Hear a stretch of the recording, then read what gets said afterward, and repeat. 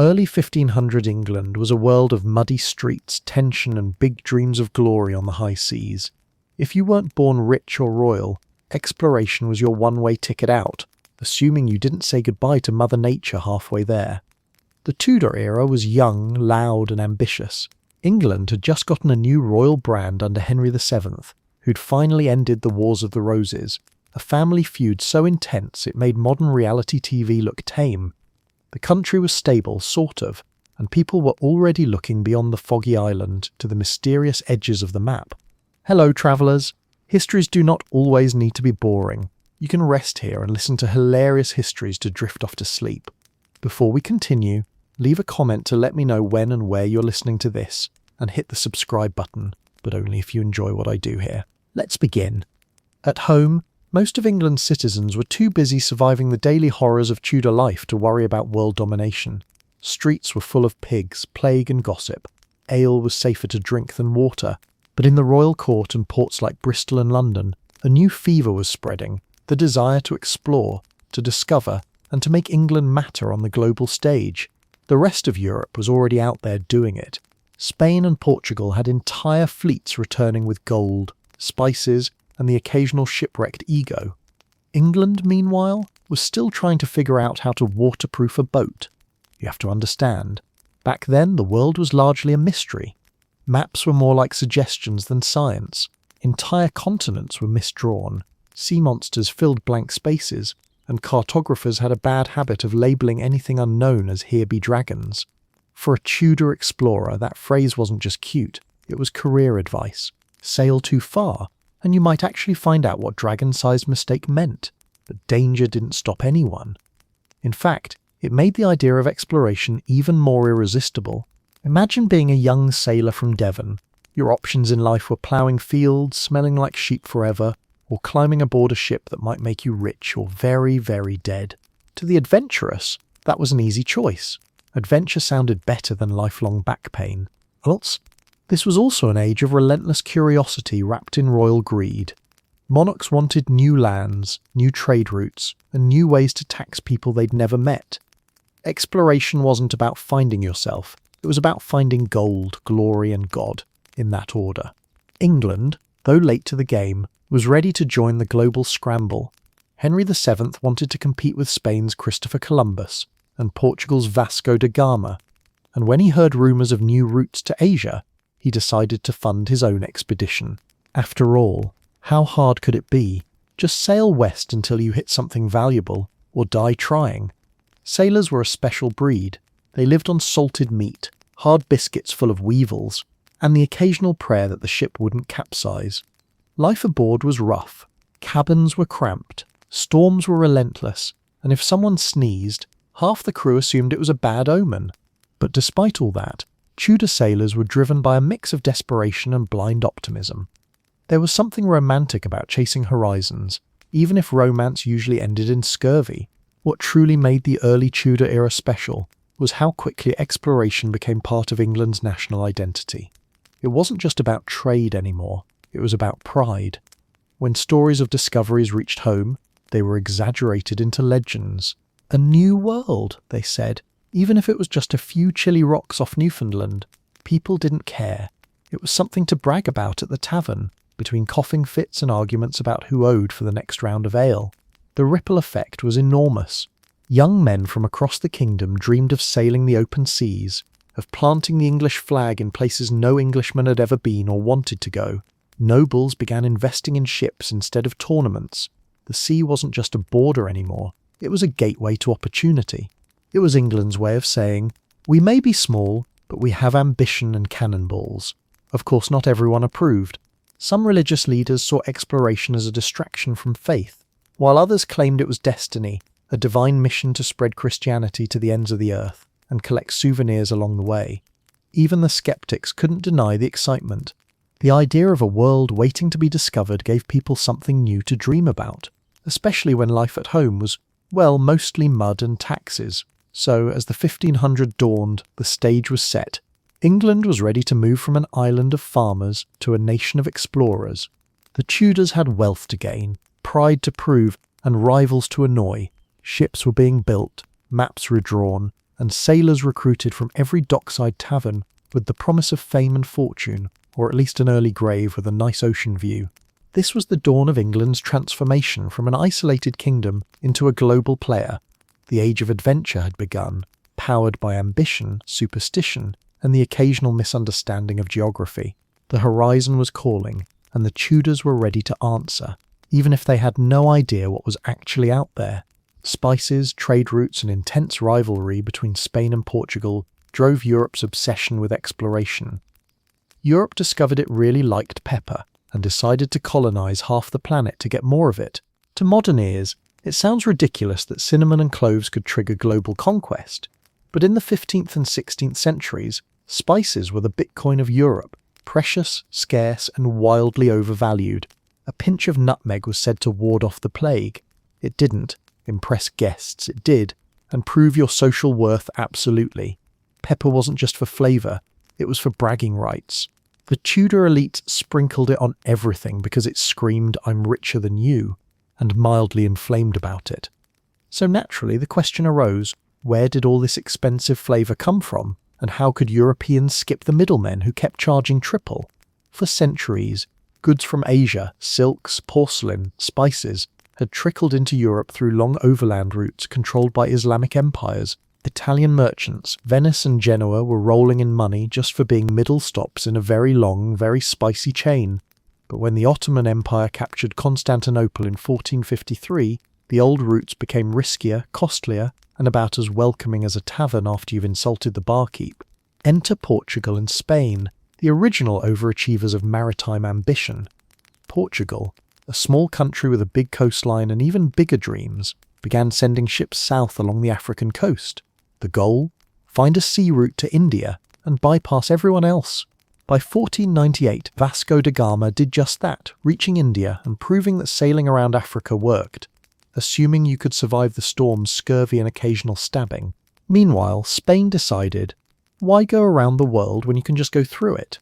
Christopher Columbus pitched the idea of sailing west to reach Asia, claiming the Earth was much smaller than it really was. Mathematically, he was wrong. Historically, he was catastrophically successful. In 1492, he stumbled upon the Americas, convinced until his death that he'd reached the outskirts of Asia. It was the geographical equivalent of showing up at the wrong party, refusing to admit it, and still managing to take over the house. The results were world-changing. Spain and Portugal began dividing the planet between them, with the blessing of the Pope, literally. In 1494, the Treaty of Tordesillas carved up the non-European world along an invisible line in the Atlantic. Spain got the west, Portugal got the east, everyone else got left out. England, France and the Netherlands suddenly realised that all the good parts of the map were already claimed.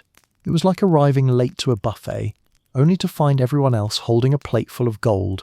But the obsession wasn't just about money, it was about glory and God, often in that order. Exploration became a holy mission wrapped in a business plan.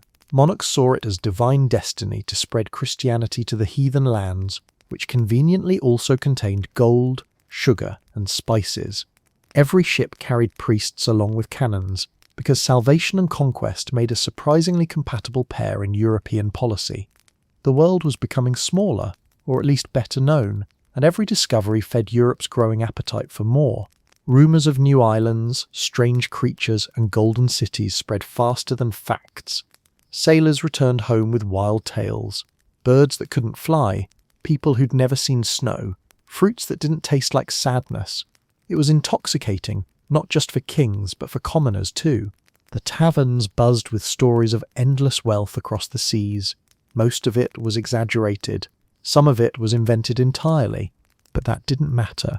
The dream was real, even if the map wasn't.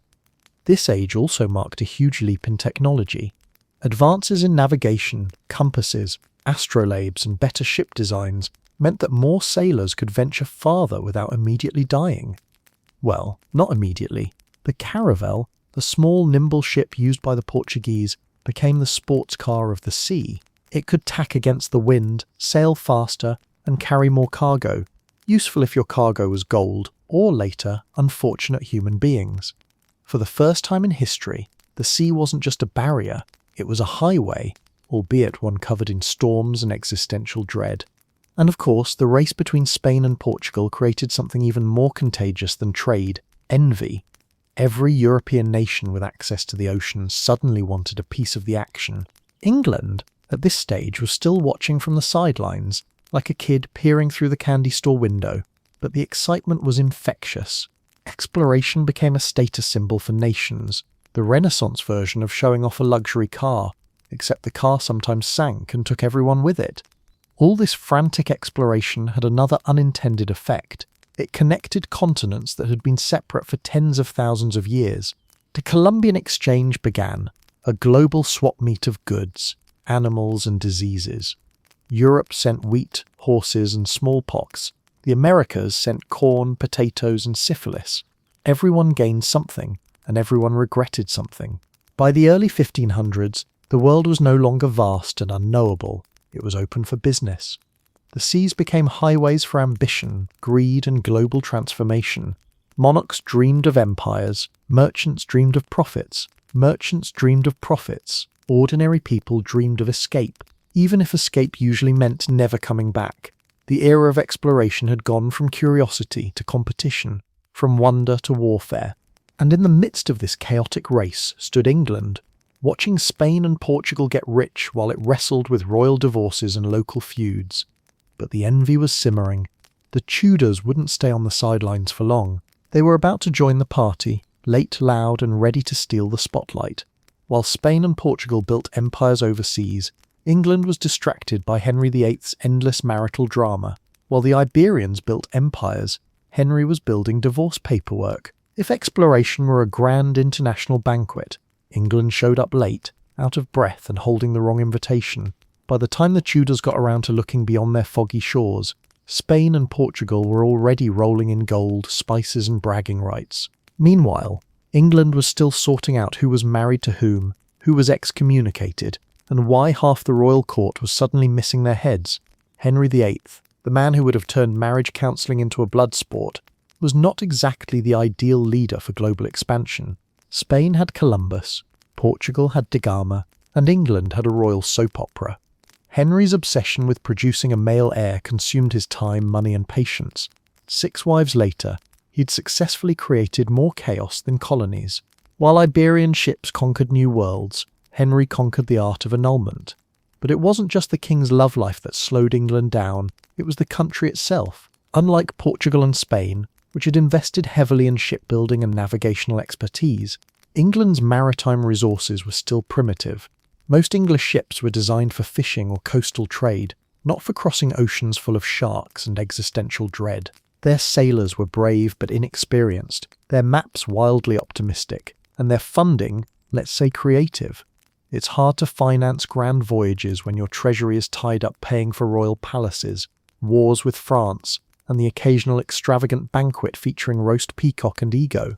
In truth, England's hesitation wasn't just logistical, it was political. The early Tudors were more focused on keeping England stable than on claiming faraway lands. Henry VII, the dynasty's founder, had clawed his way to the throne after decades of civil war. The last thing he wanted was to gamble his fragile new kingdom on some sailor's promise of golden cities across the ocean. He did, however, take one cautious step into the unknown by sponsoring John Cabot's voyage in 1497, a bold, if underfunded, attempt to find a western route to Asia. Cabot reached Newfoundland and promptly vanished on his second trip, proving that adventure was exciting right up until it wasn't. By the time Henry VIII inherited the throne in 1509, the global landscape had changed completely. Spain was swimming in silver from the Americas, Portugal had colonies stretching from Africa to India, and even France had begun sniffing around the New World like a curious neighbour. England, however, remained isolated, an island kingdom with big ambitions but no global footprint. Henry's foreign policy was more concerned with looking impressive on land than conquering the seas. He poured resources into grand tournaments, wars against France, and constructing the largest ship England had ever seen, the Mary Rose, which promptly sank during its first major battle. If that's not a metaphor for Tudor priorities, nothing is. Still, the seeds of exploration were quietly germinating beneath the chaos. English merchants and private ship owners began looking for ways to tap into the booming trade networks of the continent. Bristol, already known for its adventurous sailors, became a hub of whispers and rumours about new routes, strange lands, and potential profits. While the monarchy hesitated, merchants were ready to risk everything for a chance at fortune. For them, exploration wasn't about empire or glory, it was about business. After all, if Spain could fill its coffers with New World gold, why couldn't England at least try for some silver? But politics kept getting in the way. When Henry broke from the Catholic Church in the 1530s, England found itself excommunicated and isolated. Spain and Portugal, devout Catholic powers, weren't exactly eager to share their maps or trade secrets with a newly declared heretic nation. Exploration required alliances, and England suddenly had none. For years, Tudor attention remained inward, reforming the church, suppressing rebellion, and confiscating monasteries for their wealth. It wasn't glamorous, but it did pay for a few new ships. Ironically, it was Henry's religious schism that eventually set the stage for exploration. By freeing England from papal authority, he opened the door for a new kind of nationalism, one that wasn't bound by Catholic diplomacy. The sea became England's frontier, its chance to compete with the great powers that had once sneered at it. The king didn't live to see that transformation, but his successors would. When Henry died in 1547, England had no overseas empire, no gold mines, and no tropical ports.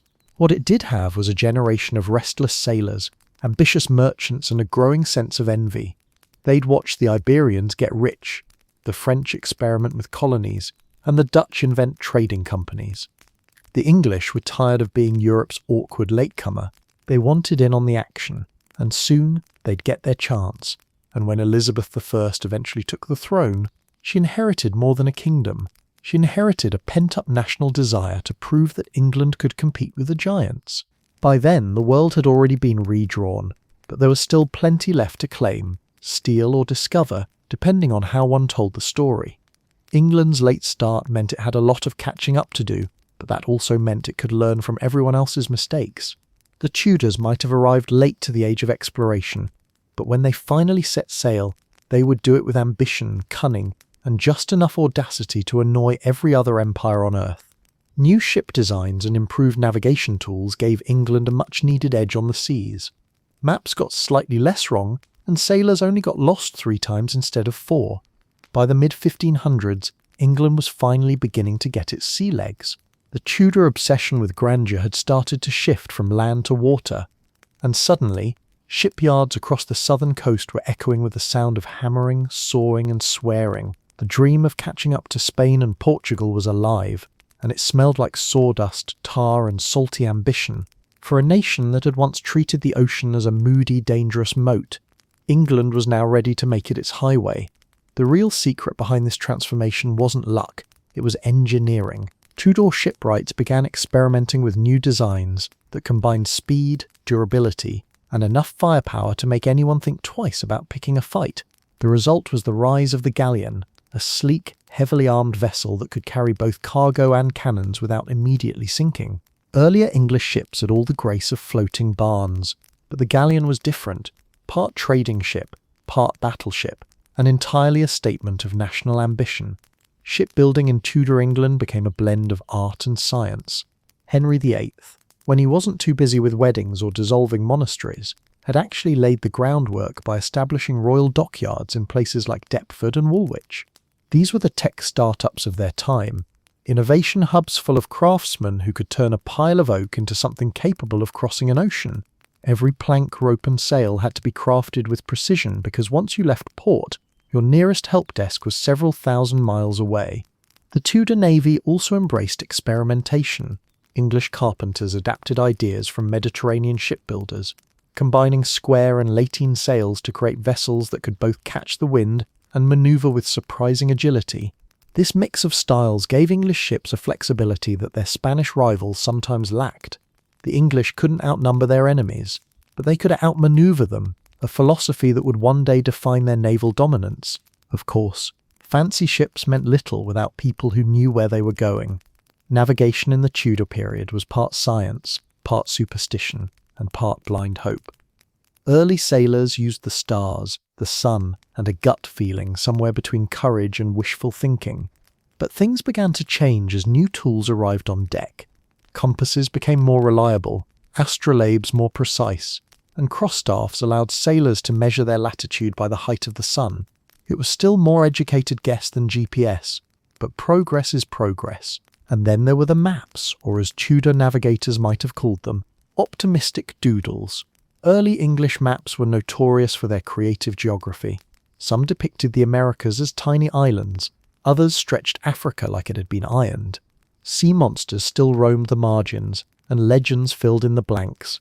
But with every voyage, cartographers corrected a few more errors and erased a few more dragons. Slowly, the world was becoming less mythical and more measurable. The leap from superstition to science had begun. This newfound confidence at sea wasn't just a technical revolution, it was cultural. The English began to see the sea not as a boundary, but as an opportunity. Sailors, once viewed as rough and expendable, started to be celebrated as national heroes. Ports like Plymouth and Bristol became centres of maritime energy, full of shipbuilders, traders, and hopeful adventurers looking to sign up for the next expedition. Exploration wasn't a fringe activity anymore, it was a career path, albeit one with terrible benefits and a high probability of drowning. Education also played its part. Tudor England saw the rise of mathematical practitioners, scholars who turned navigation into an intellectual pursuit, people like John Dee. Elizabeth I's court astrologer, mathematician, and part-time wizard advocated for a more scientific approach to exploration. Dee dreamed of a British Empire built on knowledge, maps, and maritime dominance. He even coined the phrase British Empire years before it existed. The man was basically a Renaissance PowerPoint presentation on legs. The growing professionalism of navigation also changed how England viewed itself. Each new chart, each new compass adjustment, chipped away at the old insular mindset. The English were no longer content to stay put. They were learning to think in horizons. The Tudor court encouraged this curiosity, commissioning expeditions not just for trade, but for knowledge. The idea that England could understand, map, and eventually master the world became part of its national mythology. It wasn't all smooth sailing, of course. Navigation was still dangerous and unpredictable. Misreading the stars could send a ship hundreds of miles off course, and storms could undo months of planning in a single night. But compared to a generation earlier, Tudor sailors now had tools that gave them a fighting chance. The combination of better ships, smarter maps, and a dash of reckless confidence transformed England's relationship with the ocean. In the process, something else quietly shifted. The same skills that allowed explorers to cross oceans also laid the foundation for naval warfare. When you can navigate accurately and fire cannons from a moving ship, suddenly the world becomes a much smaller and much more hostile place. England's mastery of navigation didn't just make exploration possible, it made empire inevitable. By the time Elizabeth I took the throne, England had evolved from a coastal power to an emerging maritime contender. The seas that once seemed to separate it from the world now connected it to everything beyond. Tudor navigation had been born not just out of curiosity, but out of competition, a blend of ambition, ingenuity, and just enough madness to set sail into the unknown. Private trading companies and daring expeditions rose to prominence when the Crown couldn't afford exploration. When the Crown couldn't afford ships, merchants stepped in because capitalism always finds a way. By the mid-1500s, England's enthusiasm for exploration had officially outgrown its wallet. The Crown might have dreamed of empire, but its treasury looked more like a half-empty ale mug than a golden chest. Wars, palaces, and Henry VIII's enthusiastic spending habits had drained the kingdom's funds faster than a sailor drains his pint on payday. So, when the idea of funding long, risky ocean voyages came up, the royal accountants did what they always did best: panic quietly. That's when the merchants stepped in. England's rising class of traders, shipowners, and financiers realised something that would change history. If the monarchy couldn't afford exploration, maybe private enterprise could. Thus the merchant adventurer was born, a mix of entrepreneur, gambler, and opportunist, who looked at the vast unknown world and saw profit margins. Merchant adventurers were not your average businessmen. These were men who bet their fortunes on rumours. They'd hear tales of far-off markets in Russia, the Indies or the New World, and decide, let's send a ship there, despite not knowing exactly where there was. Some made enormous profits. Others vanished into the sea, proving that early capitalism was just as cutthroat as any shark-infested ocean. The rise of these private expeditions marked a turning point. Exploration was no longer just a royal vanity project, it was an investment opportunity. The merchants of London and Bristol began forming syndicates to fund voyages, pooling their money like a 16th century version of crowdfunding. Only instead of donating to a board game or a new gadget, they were sponsoring armed expeditions into uncharted waters. It was risky, thrilling, and occasionally profitable. One of the earliest and most influential groups was the Company of Merchant Adventurers of London. Originally focused on trading with Northern Europe, this organisation laid the groundwork for the kind of commercial partnerships that would later dominate the globe. They secured royal charters, essentially permission slips, from the Crown, granting them monopolies over certain trade routes. In exchange, the Crown got a cut of the profits without having to spend a single coin. It was, in essence, the Tudor version of outsourcing. Soon, the merchant adventurers began pushing beyond Europe. They looked to the Baltic, the Arctic, and the far-off coasts of Africa and Asia. In 1553, a group of investors funded an ambitious voyage to find a northeast passage to China, a shortcut over the top of the world. The plan was to sail around Russia, which, in theory, sounded efficient. In practice, it was like trying to drive to India through Antarctica. Of the 3 ships that set out, one made it as far as Moscow, where the English met Ivan the Terrible and accidentally started the first Anglo-Russian trade relationship, because nothing says business opportunity like making friends with a man named the Terrible. That expedition gave birth to the Muscovy Company in 1555, the first major English joint stock company. It marked a revolution in how exploration was funded. No longer did a single noble or monarch have to bankroll an entire expedition. Now, dozens of investors could buy shares, spread the risk, and share the rewards. It was capitalism with a compass, and it worked beautifully. Well, except when everyone died at sea. But aside from that, it was genius. These merchant companies changed everything. They built networks that spanned continents, connecting England to trade routes it had never touched before. Goods like furs, wax, and exotic timber began flowing from Russia, while English wool and cloth made their way east. The Muscovy Company's success inspired others, and soon new enterprises emerged. The Levant Company traded with the Ottoman Empire, the Guinea Company targeted West Africa, and the East India Company, founded in 1600, would go on to practically run half the planet. The Crown loved these ventures because they made England rich without draining royal coffers. Monarchs could take credit for national expansion, while merchants took the financial risk and often the blame when things went wrong. For the merchants, the payoff was huge. Power, prestige, and access to markets that had once belonged exclusively to Spain and Portugal. They weren't just traders anymore, they were empire builders in silk doublets and sea boots. Of course, this new breed of capitalist explorer had its own moral compass, or rather, a highly flexible one. Profit came first, ethics somewhere after that.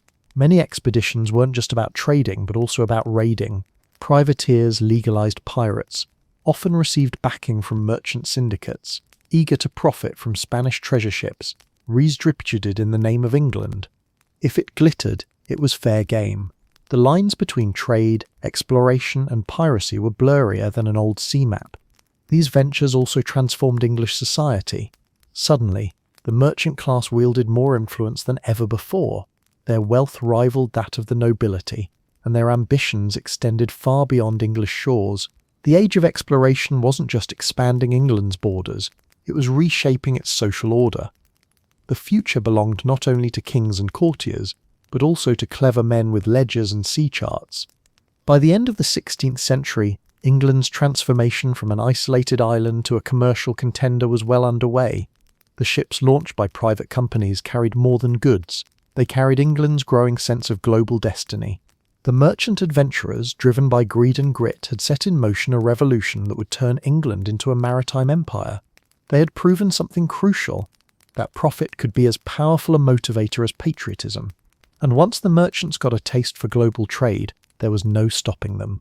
The crown might have worn the crown, but the merchants were the ones paying for the sails that carried England across the world. Explorers risked their lives seeking a shortcut to Asia that never existed. It was called the Northwest Passage. It should have been called the North Your Frozen Solid Passage. If there's one thing Tudor explorers loved more than gold, it was a good shortcut. The dream of the Northwest Passage, a direct sea route over the top of the world connecting Europe to Asia, was the kind of seductive idea that could empty wallets, sink ships and freeze men solid in pursuit of a mirage. For nearly a century, English sailors threw themselves against the Arctic like moths at a lantern, convinced that behind the next iceberg lay a tropical sea full of spices and profit. Spoiler, it didn't. It was just more ice. The obsession began with geography's greatest prank, the belief that if you sailed far enough north and west, you could simply slip around the top of America and pop out in China. Easy, right? Except for the minor detail that the Arctic Ocean was covered in ice thick enough to stop an army. But in the 1500s, optimism was considered a navigational skill. Explorers didn't have satellite maps or meteorological data, just a lot of enthusiasm and the vague assurance that Asia can't be that far. England's interest in the passage took off when Spanish and Portuguese ships began returning from Asia, loaded with silks, spices and smugness. The Iberians controlled the known routes. Spain dominated the Americas and the Pacific, while Portugal had a lock on Africa and the Indian Ocean. England needed its own way in, and the north looked like the last unclaimed highway. Never mind that it was frozen half the year and pitch dark the other half. The important thing was that it was Englishly inconvenient. The first serious attempt came in 1553, when a group of merchant adventurers funded an expedition led by Sir Hugh Willoughby and Richard Chancellor. Their goal was to find a northeast or northwest route to Asia, depending on which direction looked less deadly. It didn't go well. Willoughby's ships were trapped in Arctic ice near Lapland, and when rescuers finally found them months later, the entire crew was frozen stiff, men, dogs and all. Chancellor, the lucky one, drifted south into Russia by accident and established trade with Ivan the Terrible instead. So technically it was a partial success. If you define success as not immediately dead. Still, the dream refused to die. In 1576, Martin Frobisher, an ambitious sailor with the confidence of a man who'd never seen frostbite, convinced investors to fund a voyage to the Arctic. He promised to find the Northwest Passage, or die trying. He very nearly accomplished both. Frobisher made it as far as the icy coasts of what is now Canada, discovered a bay that still bears his name, and returned with ships full of glittering rocks he swore were gold. England rejoiced. The rocks were smelted, refined and tested, only to reveal they were worthless iron pyrite, also known as fool's gold. It was a perfect metaphor for Tudor exploration, heroic, expensive, and gloriously misinformed. But failure didn't stop anyone. Frobisher tried again and again, each time convinced that the next voyage would reveal the golden gateway to Asia. He found more rocks, more ice, and more misery. Sailors suffered from scurvy, frostbite, and despair. One captain described the Arctic as a land of nothing but snow and death. That didn't stop the sponsors back in London, who sat comfortably by their fireplaces imagining exotic trade routes, while their crews turned into human popsicles somewhere near Baffin Island. After Frobisher, others took up the challenge.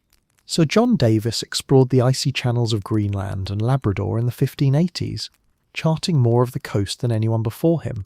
He didn't find the passage either, but he did invent the Davis Quadrant, a navigational instrument that actually worked, proof that even frozen failures could advance science. Then came Henry Hudson in the early 1600s, who pushed farther than anyone else into the Arctic before realizing his crew was on the verge of mutiny, and his map was a lie. Hudson's men eventually rebelled, set him adrift in a small boat, and sailed home. His body was never found. The Arctic had claimed another optimist. What's remarkable is how persistent the dream remained. The Northwest Passage wasn't just a geographic goal. It became a symbol of English determination, an occasional delusion. Each expedition returned with frozen fingers and shattered ships, and yet investors lined up to fund the next one.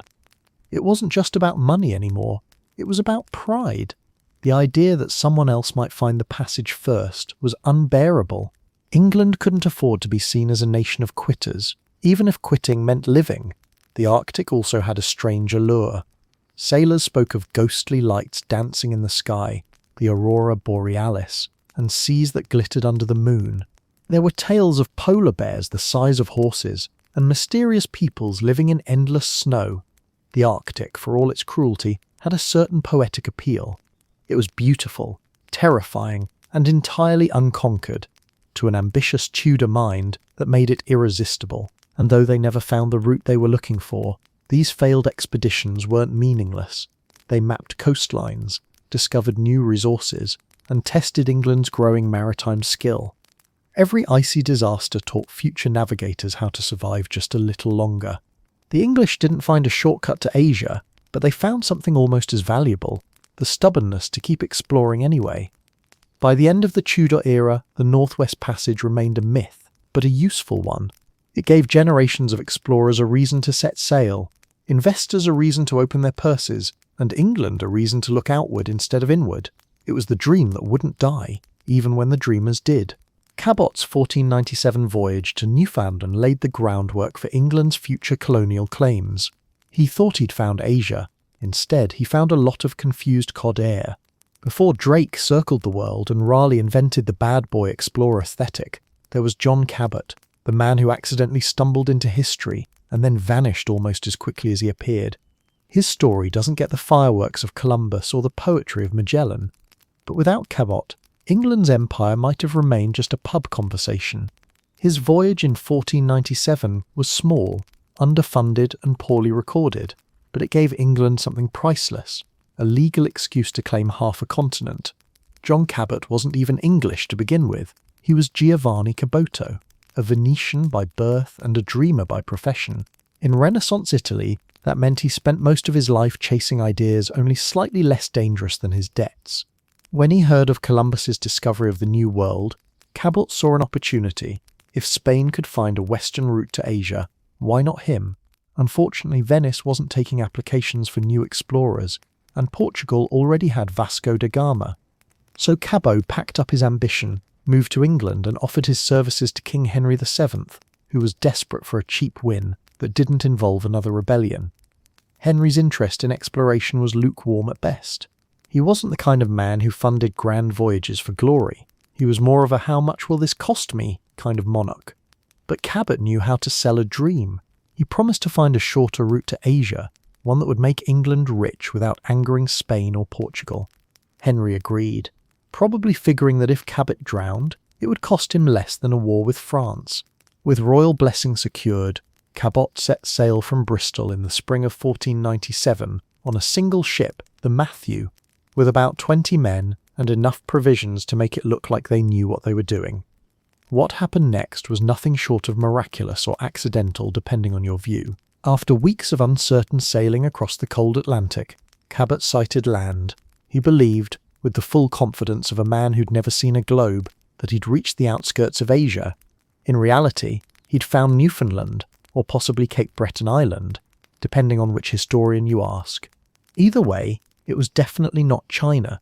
Instead of silk and spices, he discovered endless coastline, thick forests and oceans full of fish so abundant that sailors claimed you could scoop them up with baskets. To a hungry, fish-loving Europe, that was nearly as good as gold. Cabot planted a flag, claimed the land for England, and probably practiced his "I found Asia" speech for the king. Then he turned his ship around and sailed home to Bristol, arriving in early August 1497, to modest celebration and massive confusion. England had technically discovered the New World, though the locals living there for thousands of years would have begged to differ. But no one really knew what that meant. Was it Asia? A new continent? A fishing vacation spot? Cabot didn't have answers, only enthusiasm. Henry VII, ever the accountant, saw potential. If Cabot's discovery could lead to trade, land, or even just bragging rights, it was worth a follow-up. So in 1498, Cabot set off again with a larger expedition. 5 ships this time, armed with supplies, optimism, and almost no understanding of Atlantic weather. That was the last anyone ever heard of him. The ships vanished somewhere in the North Atlantic, swallowed by storms, ice, or fate. The official records went silent, and for decades, Cabot's name drifted into obscurity. He became the ghost of English exploration. Talked about, rarely seen, but his legacy refused to die. Even though Cabot didn't bring back gold, his voyage gave England something crucial: a claim. When future English explorers and colonists set sail a century later, they pointed back to Cabot's 1497 landing as proof that England had gotten there first. It didn't matter that he'd been looking for China and found Canada instead. The fine print of imperialism has always been generous to good intentions. Cabot's brief adventure became the legal foundation for England's later colonisation of North America. Every Tudor ship that crossed the Atlantic afterward was in a sense sailing in his wake. In his own lifetime, though, Cabot's fame was fleeting. Henry VII didn't throw him parades or build statues. He simply moved on to the next royal project. The merchants of Bristol grumbled about their lost investment, and Europe barely noticed the achievement. It wasn't until the Elizabethan age, when explorers like Drake, Hawkins and Frobisher made England a maritime power, that people looked back and realised, wait, didn't we already do this a century ago? Cabot's story also reflects something deeply English about exploration at the time. It was improvised, underfunded, and powered by sheer nerve. There were no fleets of galleons or royal treasuries behind him, just one small ship and a dangerously optimistic idea. His voyage was a gamble, but one that quietly changed the map of the world. Centuries later, the fish he discovered off Newfoundland would feed an entire transatlantic trade network.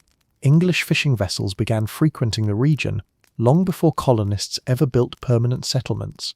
The icy waters Cabot first charted became the beating heart of England's early Atlantic economy, a place where cod was currency and every voyage home smelled like low tide and ambition. John Cabot's name may not echo as loudly as Columbus, but his discovery reshaped England's destiny. He was the first to prove that English ships could cross the Atlantic and return alive, mostly. And though his second voyage vanished into legend, his first voyage opened the door to everything that followed: the merchant adventurers, the privateers, the colonies, and eventually the empire itself. He set out to find Asia, and instead stumbled upon England's future. Not a bad trade, all things considered. Tudor mapmakers filled their wildly inaccurate charts with sea monsters and imaginative geography. Some maps put sea monsters where Australia should be. Honestly, that might have been an upgrade. Before GPS, satellites, and even the basic understanding that continents have edges, there were Tudor maps, beautiful, useless, and gloriously wrong. These were works of art as much as tools, drawn by men who'd never seen half the places they were charting, but felt confident enough to take a guess anyway. The result was a mix of science, fantasy, and blind optimism. Greenland the size of Africa, Asia somewhere west of Canada, and the occasional dragon lounging in the mid-Atlantic. If modern navigation was about precision, Tudor mapping was about personality. Map-making in the 1500s wasn't just difficult, it was practically witchcraft. England was still learning how to measure distances accurately at sea, and longitude, the east-west coordinate system, was an unsolved mystery for another 2 centuries. Navigators could calculate latitude using the sun's height, but longitude was a matter of dead reckoning, literally guessing how far you'd gone before dying. That meant mapmakers relied on sailors' stories, fragmented reports, and a fair amount of imagination. It's no wonder some maps look like fever dreams drawn by a drunk artist who'd fallen asleep on a globe. But despite their inaccuracies, these maps had an undeniable charm. They weren't just charts of geography, they were living documents of ambition, fear, and pride. The blank spaces, known as terra incognita, unknown land, weren't left empty for long. English cartographers filled them with warnings, creatures and symbols of national ego. Sea monsters were the Tudor version of content-filling serpents, mermaids and krakens lurked in uncharted waters, drawn with loving detail. To a sailor, these images were cautionary tales. To a mapmaker, they were decoration that doubled as plausible deniability. Oh, your ship vanished out there? Well, clearly the dragon got it. And yet, despite the dragons and artistic liberties, Tudor maps represented progress. The very act of trying to depict the world accurately marked a shift in how people thought. Exploration had transformed the globe from an abstract theological idea into a physical, measurable reality. Maps became status symbols, evidence that England was stepping into the ranks of nations that could not only sail the world, but also draw it. Owning a world map in Tudor England was like owning a flat-screen TV before electricity existed, a statement that you were sophisticated, wealthy, and slightly ahead of your time. The printing press helped spread these cartographic masterpieces far and wide. For the first time, ordinary people could see the world beyond their villages. Well, sort of. They might have thought the Caribbean was directly west of Ireland, or that China shared a border with Mexico, but it was still thrilling. Printed maps by English makers like Sebastian Minster, Humphrey Llwyd, and later John Speed became prized possessions, hung in studies and inns as both decoration and conversation starters. Of course, Tudor mapmakers didn't just want to show the world, they wanted to glorify England's place in it. Many English maps grew distinctly patriotic, with the island depicted slightly larger and more centrally than it deserved. You could almost hear the cartographers saying, "It's our map, we can make ourselves look important." In their defence, geography is subjective when your patron is the Queen. Elizabeth Thirst herself understood the propaganda power of maps. She commissioned richly decorated charts of English voyages, displaying them like royal trophies. Maps were tools of empire building, long before the empire existed. Every line drawn was a claim, every new island an opportunity. When Sir Francis Drake completed his circumnavigation, the maps showing his route were treated like national treasures, proof that England could match, even surpass, Spain's maritime arrogance. But the beauty of Tudor cartography was that it lived halfway between science and myth. While mathematicians and navigators debated angles and compasses, artists continued to fill oceans with creatures straight out of nightmares, whales with horns, fish the size of fortresses, and men with dog heads. These weren't just for flair, they reflected genuine fear. The ocean was still a place of mystery, where storms could appear from nowhere, and entire fleets could vanish. Sea monsters were less about imagination, and more about explanation. After all, it was easier to blame a kraken than admit your navigation skills were questionable. Still, not all was whimsy. Some Tudor cartographers began incorporating new data from explorers with remarkable precision. The outlines of the Americas started to sharpen. Coastlines grew more realistic, islands fewer, and less random. Maps of the world in 1600 were still wildly distorted, but they were at least recognizable, a huge improvement over the medieval TO maps, which literally portrayed the world as a circle divided by a cross. The shift from religious symbolism to geographic realism marked one of the great intellectual leaps of the age, and for all their mistakes, Tudor maps inspired generations of explorers to keep pushing outward. Each blank space whispered, "There's something there." The more they filled in, the more questions arose. Was there really a northern route to Asia? Were there islands beyond the Pacific? Could one sail around the world entirely? Every voyage created new data, and every new map stitched the pieces together, one lopsided continent at a time. The irony is that the Tudor fascination with mapping the unknown out lasted most of their voyages. Even when explorers returned frozen, lost, or bankrupt, mapmakers kept drawing the world larger. It didn't matter if a coast was invented or misplaced. What mattered was that England appeared in the centre of it all, sturdy, confident, and ready to conquer the spaces still marked unknown. The Tudors didn't just chart the world, they imagined it into being.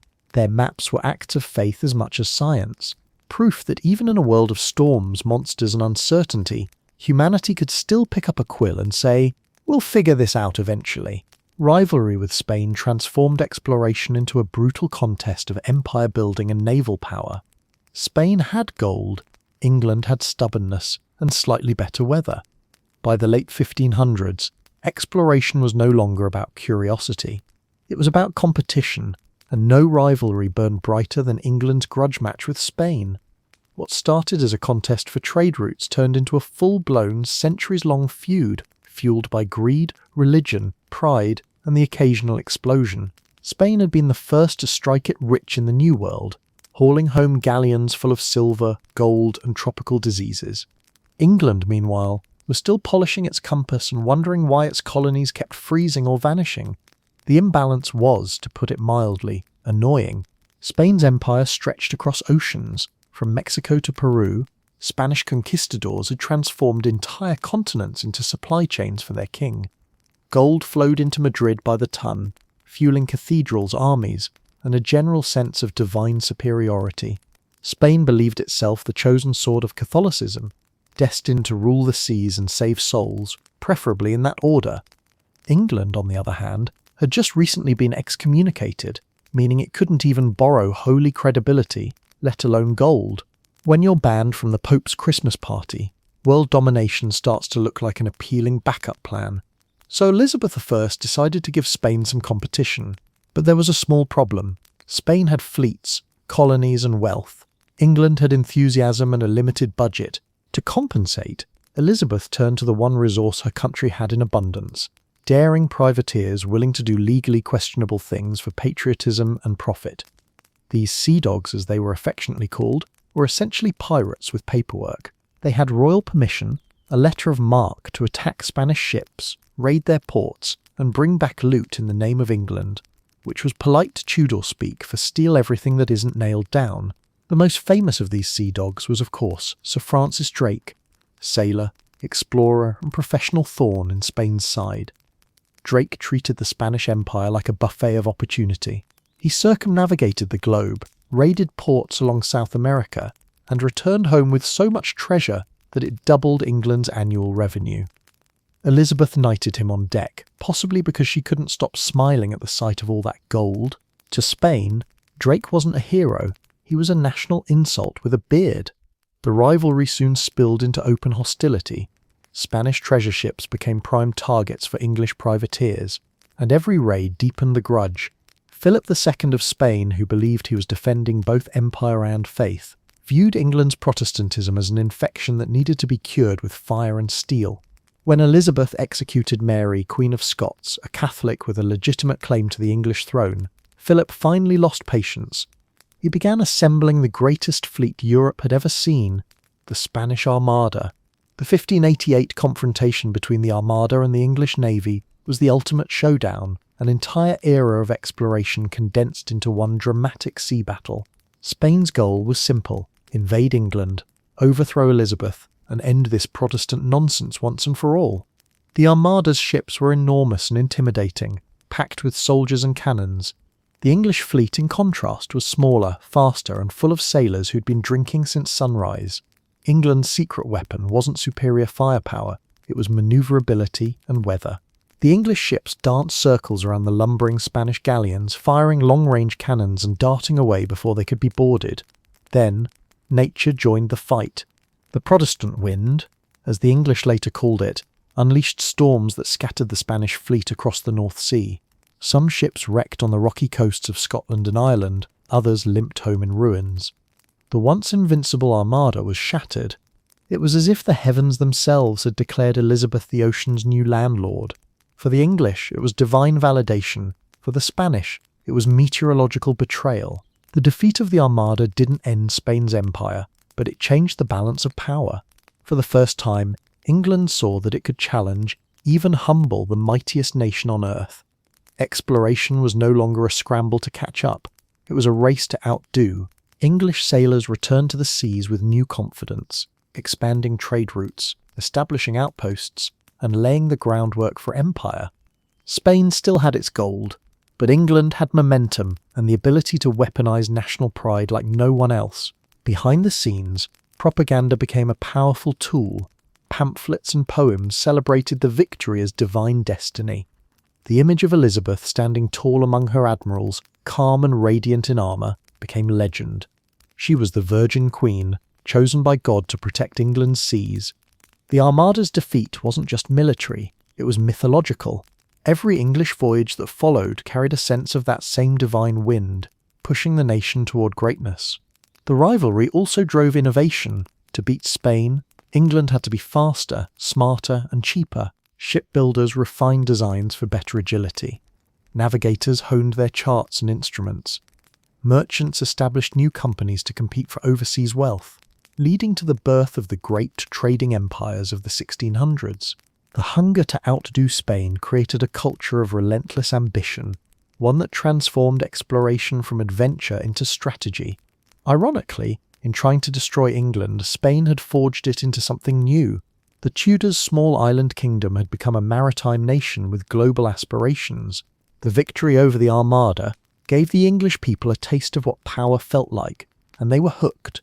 They wanted more seas, more ships, and inevitably more trouble. Spain still ruled much of the New World, but England had discovered something even more valuable than gold, the belief that it could win, and once that seed of confidence was planted, It grew into the empire that would one day stretch around the globe. Figures like Francis Drake blurred the line between piracy and patriotism with state-sanctioned looting. If you robbed ships for Spain, you were a criminal. If you robbed ships for England, you got knighted. By the late 16th century, the line between pirate and hero in England was thinner than a ship's rope. In fact, if you squinted a little, they looked exactly the same. England's new breed of privateers were swashbucklers with royal permission slips, marauders who plundered in the name of the Queen, with the understanding that if they got caught, England would deny everything. They were the Elizabethan answer to economic disadvantage. When you can't afford an empire, you just steal someone else's and call it foreign policy. Privateering wasn't technically piracy, it was piracy with manners. The Crown issued letters of marque, official documents that turned ordinary sea captains into state-approved robbers. These letters allowed them to attack enemy ships, seize cargo, and bring the spoils back to England, so long as the Queen got her share. It was the ultimate Tudor business model: high risk, high reward, and high likelihood of scurvy. Francis Drake was the poster child for this legal larceny. Born to a poor Protestant family in Devon, Drake started as an apprentice sailor before realizing there was more money in borrowing Spanish treasure than in honest trade. His early career was a blur of raids, ship chases, and last-minute escapes. The Spain called him El Draque, the Dragon, and not in an affectionate way. To them, he was a fire-breathing menace who torched ports and hijacked treasure fleets. To England, he was a national treasure with better PR. Drake's greatest hits read like the diary of a man allergic to subtlety. In the 1570s, he sailed to the Caribbean, captured Spanish ships stuffed with gold and silver, and burned their settlements just to make a point. In 1577, he embarked on his most daring stunt yet, circumnavigating the globe. He wasn't the first to do it, but he was definitely the first to do it while robbing half the Pacific. Every port he visited ended up slightly poorer, every Spanish ship slightly emptier. When he returned home in 1580, his ship, the Golden Hind, was literally overflowing with treasure. Elizabeth I greeted him with a smile and a knighthood on the very deck of his ship. Somewhere in Spain, a royal vein popped in pure outrage. But Drake wasn't alone. The seas were crawling with men like him: John Hawkins, Martin Frobisher, and Thomas Cavendish. Sailors who mixed exploration with opportunistic robbery. They justified their actions as patriotic duty. After all, Spain had been plundering the New World for decades. England was simply levelling the playing field, Tudor style. And if that happened to involve a few acts of arson and the occasional cannonball to the hull, well, that was just business. Privateering became so profitable that it evolved into a national industry.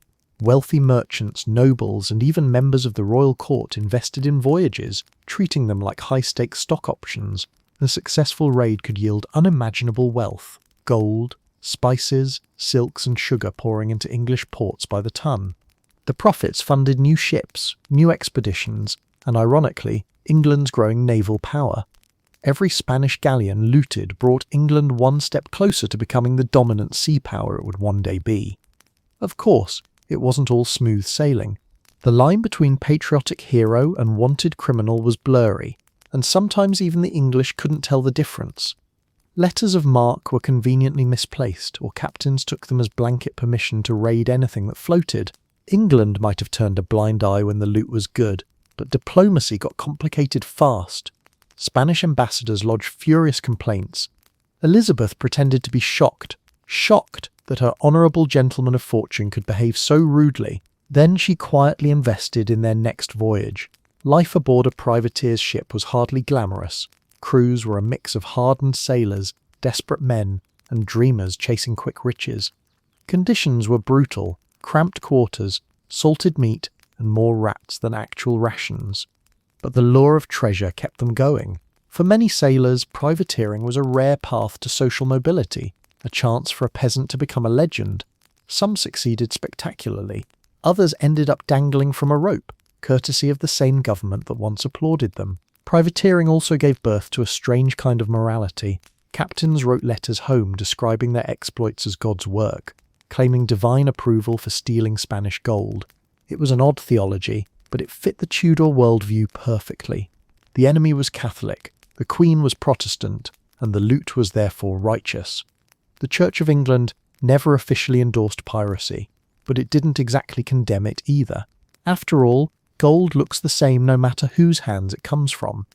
The privateers' exploits did more than enrich England, they inspired it. Tales of Drake's adventures spread like wildfire. Ballads celebrated his cunning, pamphlets exaggerated his victories, and London taverns buzzed with rumours of hidden treasure and daring escapes. Privateering became national entertainment, the Tudor equivalent of celebrity gossip, and for a country hungry for pride and purpose, these stories were pure fuel. By the end of Elizabeth's reign, privateering had reshaped England's identity. The nation that once lagged behind Spain was now its greatest maritime rival.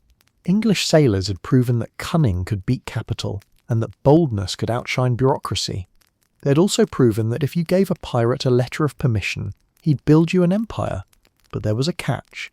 As England's ambitions grew, so did the complexity of managing all that liberated wealth. The country couldn't run forever on raids and luck. It needed stability, organisation, and vision. Drake's circumnavigation cemented his fame and inflated his ego. He didn't just go around the world, he made sure everyone heard about it.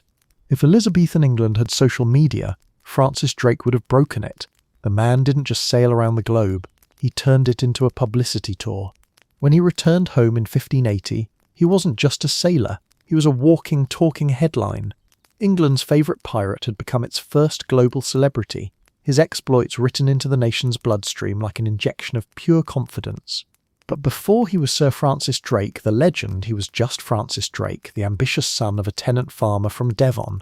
His family fled to Kent after a Catholic uprising torched their home, an early introduction to religious conflict that would later colour Drake's entire career. He began at sea as an apprentice aboard a small coastal trading vessel, learning navigation the hard way by surviving it.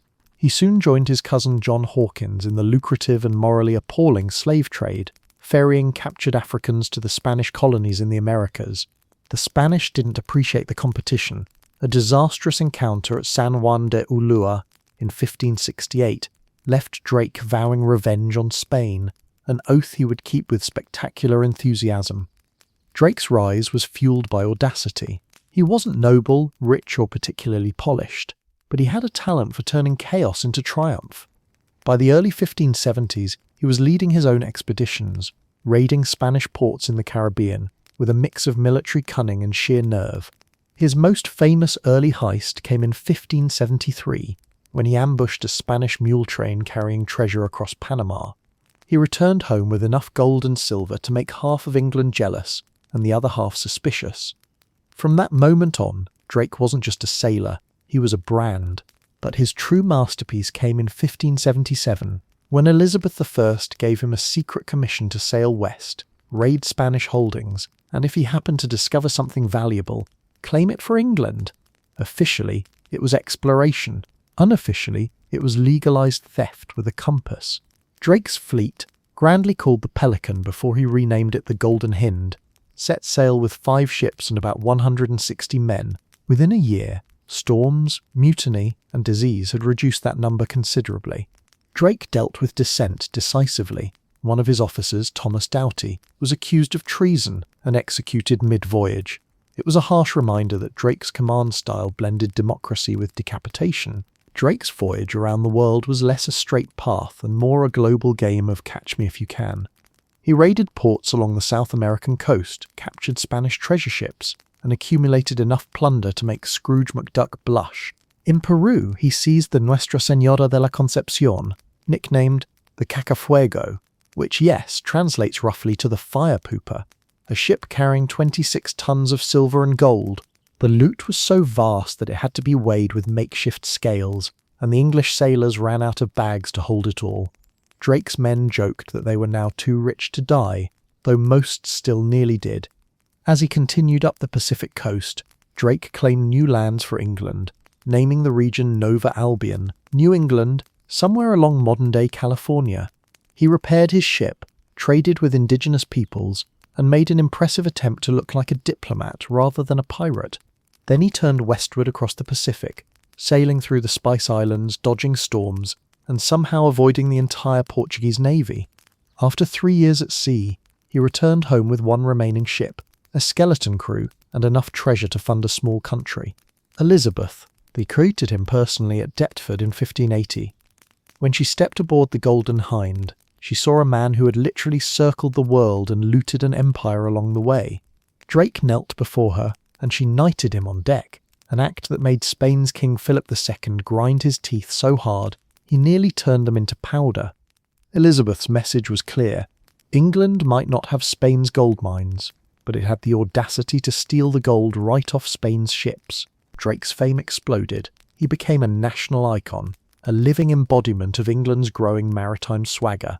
His face appeared on medals, his name in ballads, and his exploits in every tavern story from Plymouth to London. He was everything a Tudor hero was supposed to be: bold, defiant, God-fearing, and just reckless enough to make life interesting. But fame has a way of going to a man's head, and Drake's head was already large enough to store navigational charts. After his circumnavigation, Drake lived like a man who knew he'd peaked. He bought estates, sat in Parliament, and enjoyed the kind of respect usually reserved for nobles born with better table manners. But the sea still called, and when the Spanish threat loomed again, he returned to action, this time as Vice-Admiral of the English fleet during the Spanish Armada. His daring nighttime raid with fire ships helped break the enemy's formation and contributed to one of England's most celebrated victories. The man who had once been a pirate was now a defender of the realm. Unfortunately, Drake's luck didn't last forever. His final voyage in 1595, another attack on Spanish territories in the Caribbean, ended badly. Disease swept through his ships and his old magic was gone. He died of dysentery off the coast of Panama, buried at sea in a lead coffin, somewhere in the waters he once ruled. The ocean, it seemed, had reclaimed its favourite troublemaker. Drake's legacy was complicated. To the Spanish, he was a demon. To the English, a saint of the sea. But in truth, he was something in between, a man driven by greed, glory, and a restless hunger for adventure. His circumnavigation proved that England could not only survive on the world stage, but dominate it. He had turned piracy into policy, and exploration into empire, and as much as his voyages expanded maps, they also expanded England's imagination. He showed that the world wasn't as vast or unreachable as it once seemed, and that with enough cannons and confidence, even a farmer's son could redraw its edges. Elizabeth I turned exploration into a profitable venture and a weapon against Spain. Exploration was her version of a side hustle, with better returns than royal taxes. When Elizabeth I ascended the throne in 1558, England was broke, divided, and surrounded by enemies. The treasury was emptier than a sailor's flask after payday, and the country's international reputation was little more than a polite shrug. Spain was rich beyond imagination. France was powerful, and England, well, England had ambition, a few sturdy ships, and one extremely clever queen. Elizabeth didn't have the luxury of building grand empires overnight, but she did have something better: strategy.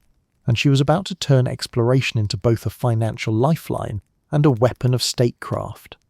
Elizabeth understood the sea in the way that few monarchs before her had. She saw it, not as a barrier, but as an opportunity, a way to expand power without draining the royal coffers. Instead of funding vast expeditions herself, she invited England's rising class of merchants, privateers, and adventurers to do it for her. If they succeeded, the glory and a percentage of the profit was hers. If they failed, she could deny everything. It was the Tudor version of venture capitalism, with plausible deniability. Her first challenge was rebuilding England's navy. Years of neglect under her predecessors had left the fleet outdated and unreliable, a handful of creaky ships floating on prayer and woodworm. Elizabeth, with the guidance of her trusted advisor Lord High Admiral John Hawkins, began modernising it. Hawkins introduced new ship designs, sleeker, faster and better armed, turning England's navy from a floating joke into a lean, dangerous machine. The shift was subtle at first, but the message was clear. The days of England being a bystander on the seas were over.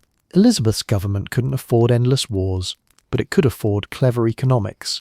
So she leaned on her most audacious entrepreneurs, men like Francis Drake, Walter Raleigh, and Humphrey Gilbert.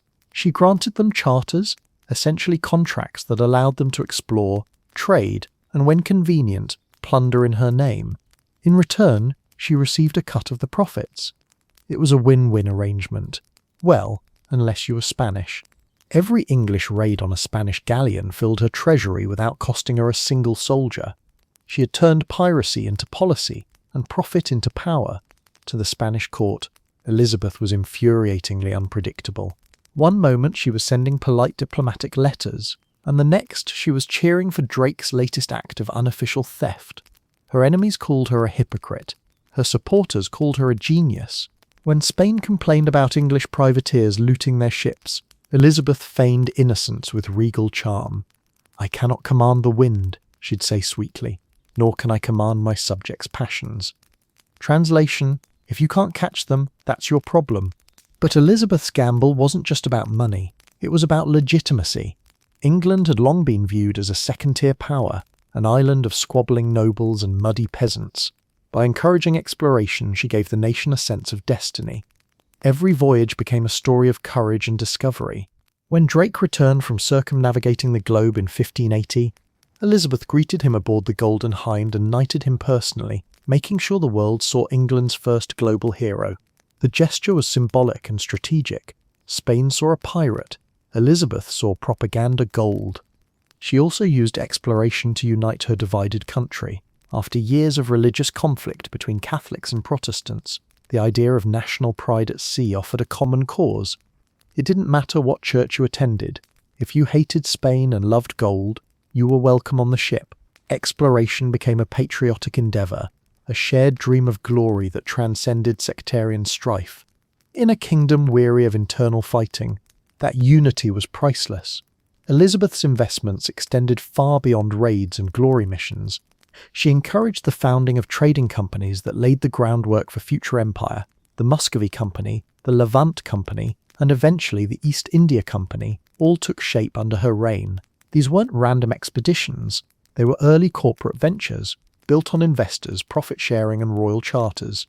Each voyage expanded England's economic reach, turning its merchants into the new aristocracy of the sea. And then there was propaganda. Elizabeth's court spun tales of English daring into national mythology. Pamphlets celebrated God's chosen nation, defying Catholic tyranny and taming the waves. Explorers weren't just sailors, they were instruments of divine will. Even the Queen's own image was crafted to fit this narrative. Artists painted her with hands resting on globes, surrounded by maps and ships, embodying the idea that she literally held the world in her grasp. It was one part symbolism, one part marketing, and entirely effective. Of course, it wasn't all smooth sailing. Not every voyage paid off. Sir Humphrey Gilbert, one of Elizabeth's earliest colonial dreamers, vanished at sea while trying to establish a settlement in Newfoundland. His last recorded words were, "We are as near to heaven by sea as by land," which is poetic but poor consolation when your ship is sinking. Yet even these failures fed the mythos of exploration as noble sacrifice. Every lost ship became a testament to English courage rather than poor planning. By the end of Elizabeth's reign, her gamble had paid off spectacularly. England had gone from an isolated island to a global player, feared and envied across Europe. The seas that once protected the kingdom now served as its greatest weapon. The Queen's coffers swelled with Spanish silver, her people swelled with national pride, and her enemies swelled with frustration.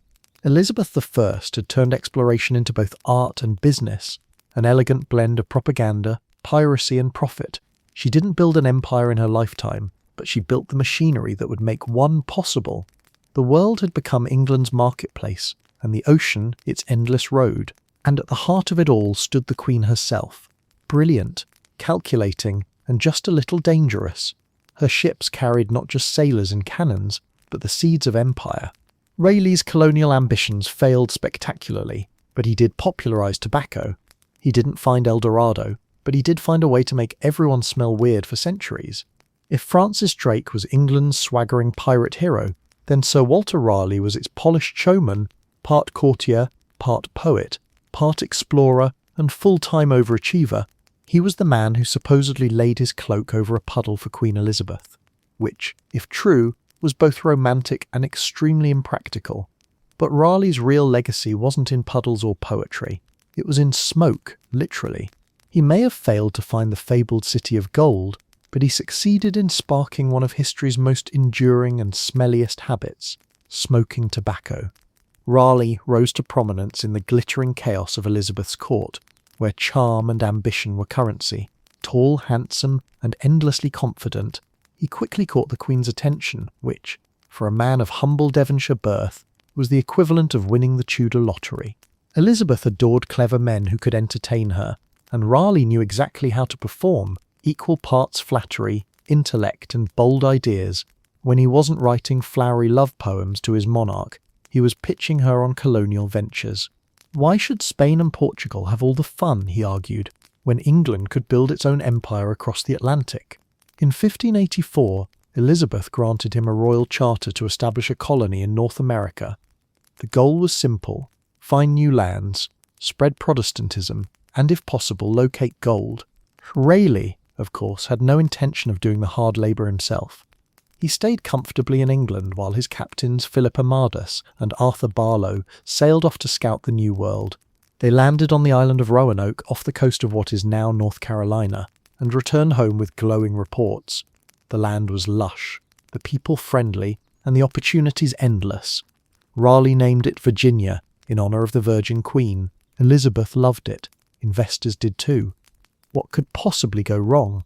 Quite a lot, as it turned out. Raleigh's first attempt at colonisation in 1585 was a disaster.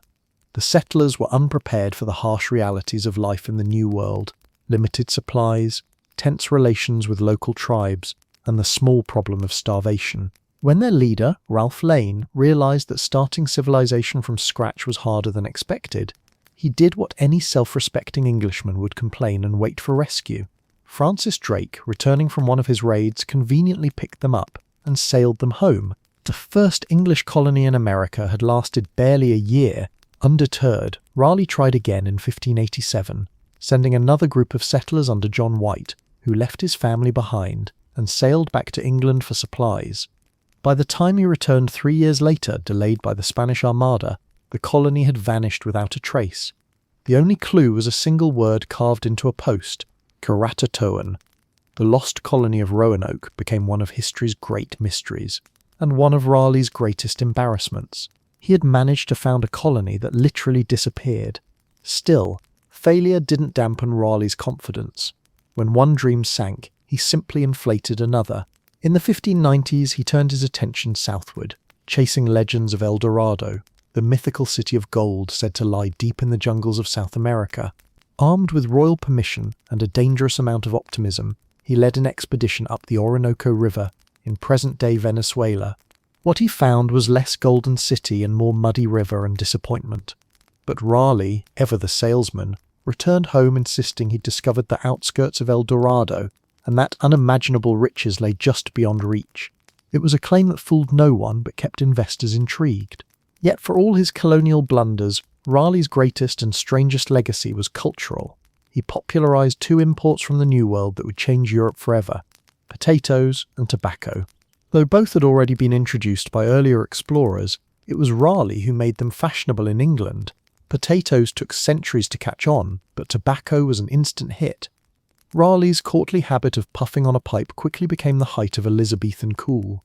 The Queen herself found it amusing, though one legend claims a servant, seeing smoke pour from Raleigh's mouth, doused him with a bucket of water, thinking he was on fire.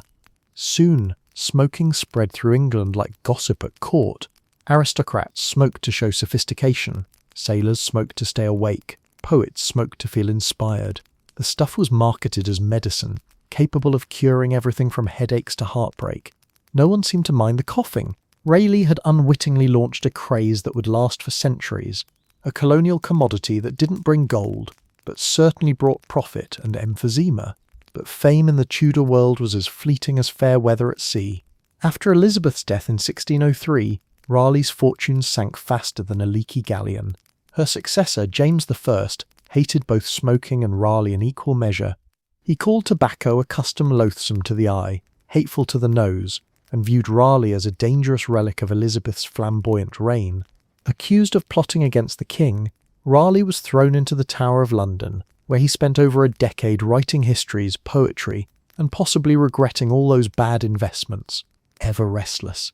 He convinced James to release him for one last expedition to find El Dorado again, because apparently the first failure hadn't been humiliating enough. This time, the voyage ended in disaster. His men clashed with Spanish forces, violating peace treaties, and Raleigh's own son was killed. When he returned to England empty-handed, the king decided he'd had enough of this tobacco-scented troublemaker. In 1618, Raleigh was executed. Legend says he faced the axe calmly, even making jokes on the scaffold. A showman to the end, Walter Raleigh's grand schemes may have failed, but his influence lingered long after his head hit the straw. He helped define the spirit of English exploration, bold, reckless, and eternally convinced that fortune lay just over the horizon. He didn't find gold, but he gave England something else, a taste of the wider world, and a habit it would never quite quit. England's first attempt at a colony ended in mystery when the settlers vanished without a trace. They came, they built, they vanished. Basically the Tudor version of a failed startup. When the first English colonists set foot on Roanoke Island in 1587, they believed they were building the foundation of a new world empire. Instead, they built one of history's most chilling mysteries. The lost colony of Roanoke wasn't just England's first attempt at planting a permanent settlement. It was also its first spectacular failure. Think of it as the prototype for the British Empire. Ambitious, ill-prepared, and doomed to raise more questions than it answered. So Walter Raleigh had orchestrated the plan from the comfort of Elizabeth's court, sending others to do the dangerous part. His goal was simple: establish an English outpost in North America to rival Spain's thriving colonies and create a launching pad for trade and privateering. But the execution, less so. The 1587 expedition was led by artist-turned-governor John White, a man whose experience with colonial management could charitably be described as hopeful sketching. White's colonists, around 115 men, women and children, set sail from England full of dreams and probably unrealistic expectations. They were supposed to settle in the Chesapeake Bay area, but their pilot, Simon Fernandez, decided to drop them off early at Roanoke Island, off the coast of what's now North Carolina. Why? Historians still debate it, but the short answer is bad navigation and worse judgment. The colonists disembarked, bewildered, and started building their little outpost in the middle of nowhere, surrounded by thick forests, unfamiliar wildlife, and local tribes who were, at best, cautiously skeptical about this sudden English real estate project. It didn't take long for problems to appear. The settlers arrived too late in the season to plant crops, supplies were running out, and the climate was not what anyone had promised in the travel brochure. The previous Roanoke colony, established 2 years earlier, had already collapsed due to starvation and conflicts with local tribes.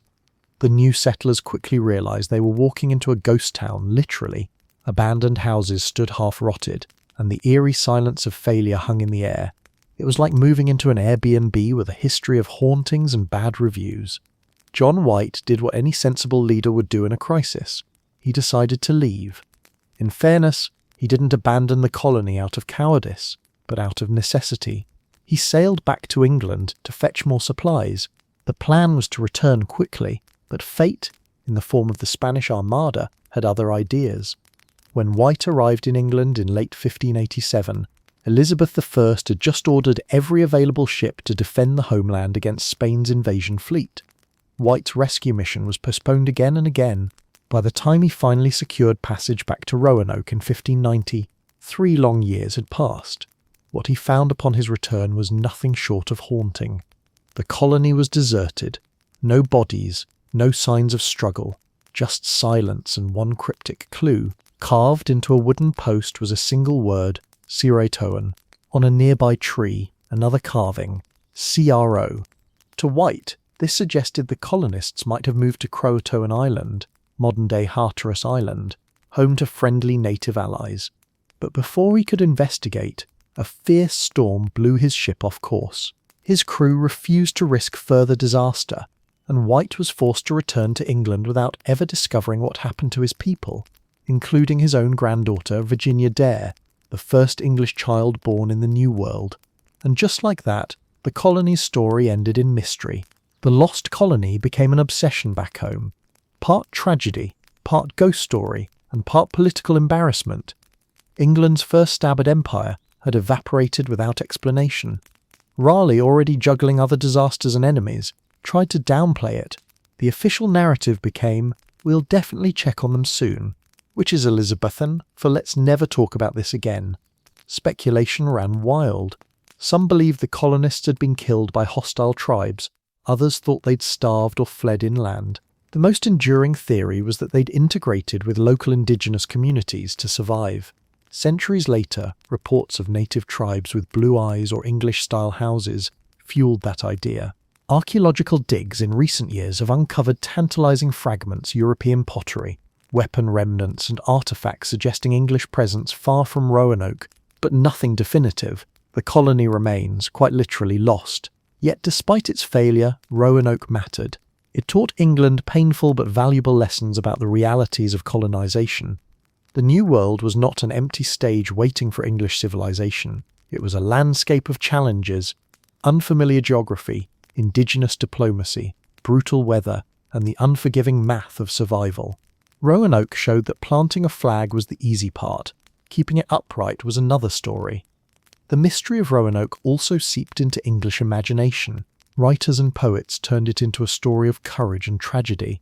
The colonists became symbols of endurance, or depending on who you asked, of reckless optimism. Virginia Dare, the infant born there, was mythologized as a kind of New World spirit, an innocent caught between civilizations. To the Elizabethans, the disappearance of Roanoke wasn't just a logistical failure. It was a reminder of how thin the line was between discovery and disaster. For Raleigh, it was the beginning of his downfall. The Queen's patience was wearing thin with his expensive adventures that kept yielding corpses, mysteries, and unpaid debts. He had promised her gold and glory but delivered ghosts and smoke. Still, Roanoke's story wouldn't fade.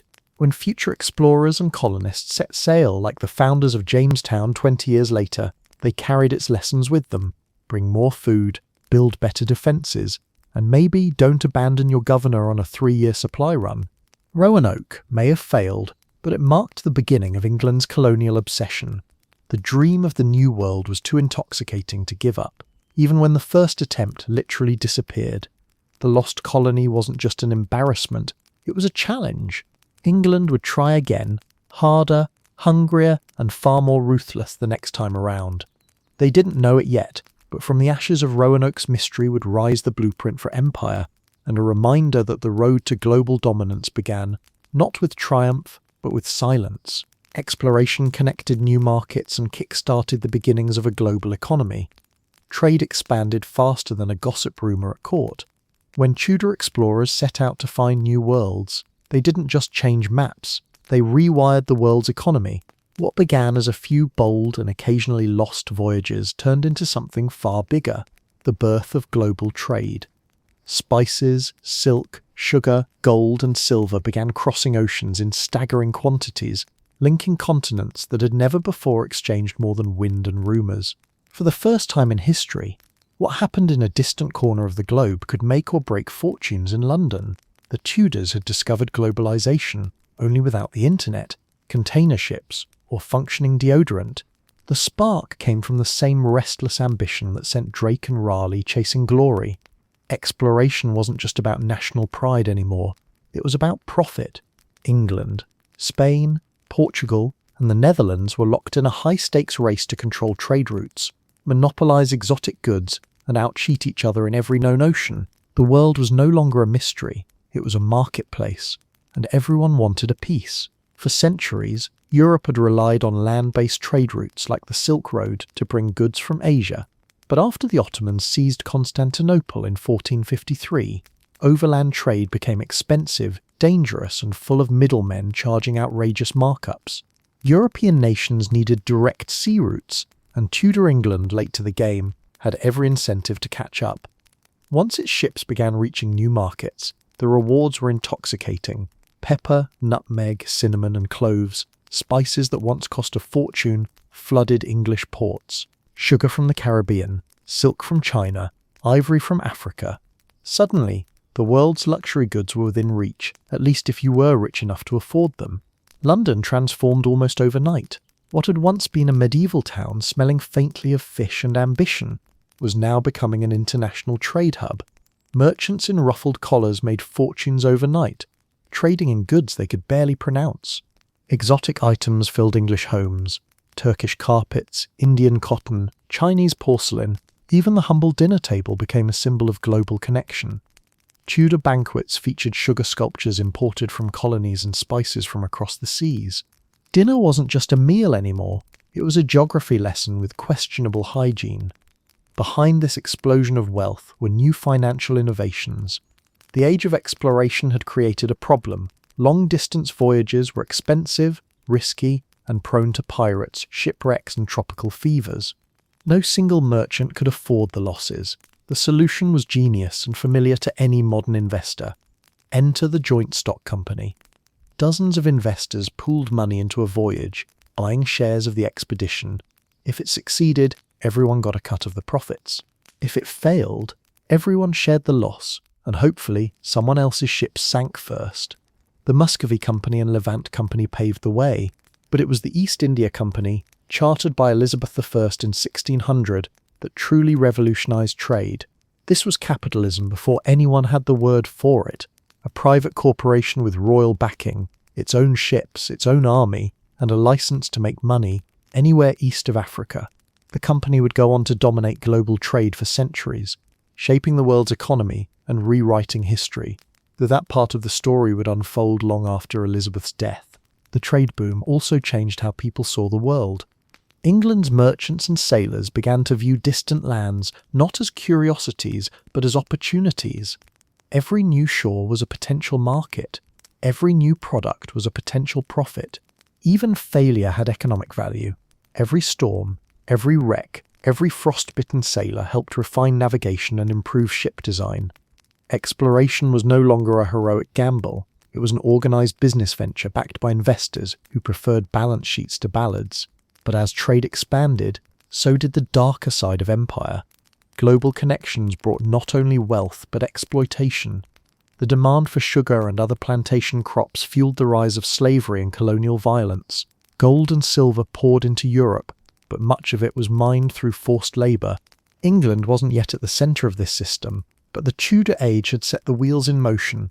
The global economy had been born with both brilliance and brutality baked into its design. And yet, from London's perspective, the future looked dazzling. Dockyards along the Thames grew busier each year, crowded with ships from the Mediterranean, Africa, and the New World. The city's skyline filled with cranes, warehouses, and the smell of money and fish. Merchants built grand mansions, scholars wrote about universal trade, and common folk began tasting foods that had once been the preserve of kings. Oranges, sugar, pepper, luxuries became attainable, at least for those who didn't mind spending half a week's wages on dessert.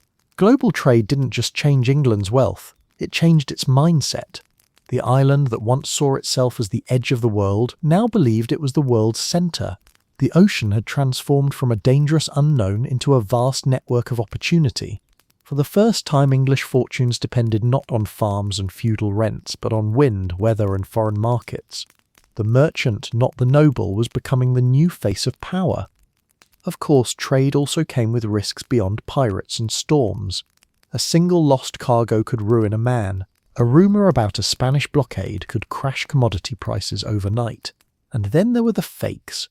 Nutmeg made from sawdust, pepper mixed with gravel, silk that turned out to be cleverly woven nettle. The global market had created wealth on an unprecedented scale, but it also invented something new: international scams. By the end of the Tudor era, England was still far from the empire it would one day become, but the foundations were firmly laid. The docks of London, Bristol, and Plymouth hummed with trade. Ships came and went with the tide, bringing goods, gossip, and gold. The English had learned to see the world not as distant, fragmented continents, but as one interconnected web, a place where opportunity was limited only by nerve and navigation. The Tudors may not have known it, but their quest for spices and silver had launched the first version of the global economy, a world where money, power, and culture crossed borders as easily as the wind. The age of discovery had become the age of commerce, and England was learning fast how to play the game. Exploration's darker legacy included its early role in the transatlantic slave trade. Not every discovery was worth celebrating. Some were humanity's worst exports. For all its talk of glory, discovery and adventure, the Tudor age also carried a shadow so deep it would stain centuries to come. The same ships that carried spices, silk and gold soon began carrying something else. Human beings. The dawn of global trade didn't just link markets, it chained people. The age of exploration, so often painted in heroics, had a brutal flip side, the beginnings of the transatlantic slave trade. It didn't start as a grand plan. Like many evils, it crept in through profit. When European nations began establishing colonies in the Caribbean and the Americas, they quickly realized that sugar, tobacco and cotton were worth fortunes, but only if someone did the back-breaking work. Indigenous populations, decimated by disease and warfare, could no longer fill that labour demand. So merchants and explorers turned their gaze toward West Africa, where established trading systems already existed. What followed was the construction of one of humanity's darkest networks, a triangle of commerce connecting Europe, Africa and the Americas, built on greed, violence and the commodification of human life. England's role in this tragedy began earlier than most care to remember. Long before the later Stuart-era slave empires, Tudor merchants were already experimenting with human trafficking under the convenient label of trade. The most infamous among them was John Hawkins, a cousin of Francis Drake, and a man whose sense of morality was as flexible as a ship's rope. In 1562, Hawkins led the first officially recorded English slave voyage. He sailed to the coast of West Africa, captured hundreds of people, some by force, others through local middlemen, and sold them in Spanish colonies in the Caribbean. Hawkins's expedition was horrifyingly successful. His investors, including members of Elizabeth's court, made enormous profits. The Queen herself even loaned him one of her ships, the Jesus of Lubeck, a name so ironic it feels like history trying to apologize in advance. Hawkins returned home boasting about his success, calling his victims cargo and his voyage a good adventure. He was hailed not as a villain but as a pioneer. In Tudor England, moral discomfort rarely stood in the way of a good return on investment. The second voyage went much the same, though the Spanish authorities began to object. After all, Spain had its own monopoly on slavery in the New World, and didn't appreciate English competitors muscling in on their atrocities. Hawkins's third expedition, in 1567, ended disastrously at the Battle of San Juan de Ulloa, where Spanish forces ambushed his fleet. Many of his men were killed, and Hawkins barely escaped, but by then the damage was done. England had seen how profitable the trade could be. The seed had been planted, and even as Hawkins pivoted to naval warfare, his voyages became the grim blueprint for what would later grow into a massive transatlantic industry. What's often forgotten is how normalized this trade became. Even in its infancy, Tudor society prided itself on being civilized, Christian and God-fearing, yet it turned a blind eye to the cruelty unfolding at sea. Merchants justified it as commerce. Politicians called it enterprise. The church, for the most part, stayed silent, and those who did protest were drowned out by the sound of coins clinking in coffers. The enslaved were reduced to economic units, listed on ledgers, insured by financiers, and priced like barrels of sugar. The same spirit of exploration that had mapped the world was now mapping new depths of human depravity. It's tempting to imagine that people back then simply didn't know better, but they did. Even in Tudor times, there were voices of disgust and dissent. Some sailors described the suffering on slave ships with horror. Human cargo was packed so tightly below deck that movement was nearly impossible. Disease spread like wildfire, and death was constant. Survivors were sold in brutal markets where language, identity and freedom were stripped away in a single afternoon. If this was civilization, it was civilization in shackles. Yet in England, men like Hawkins were still rewarded. His success at sea earned him a coat of arms, a crest decorated with, among other symbols, a bound African man. It was a grotesque emblem of national pride and a chilling reflection of how deeply the moral rot had already set in. To Hawkins and his peers, this wasn't a crime, it was a business model.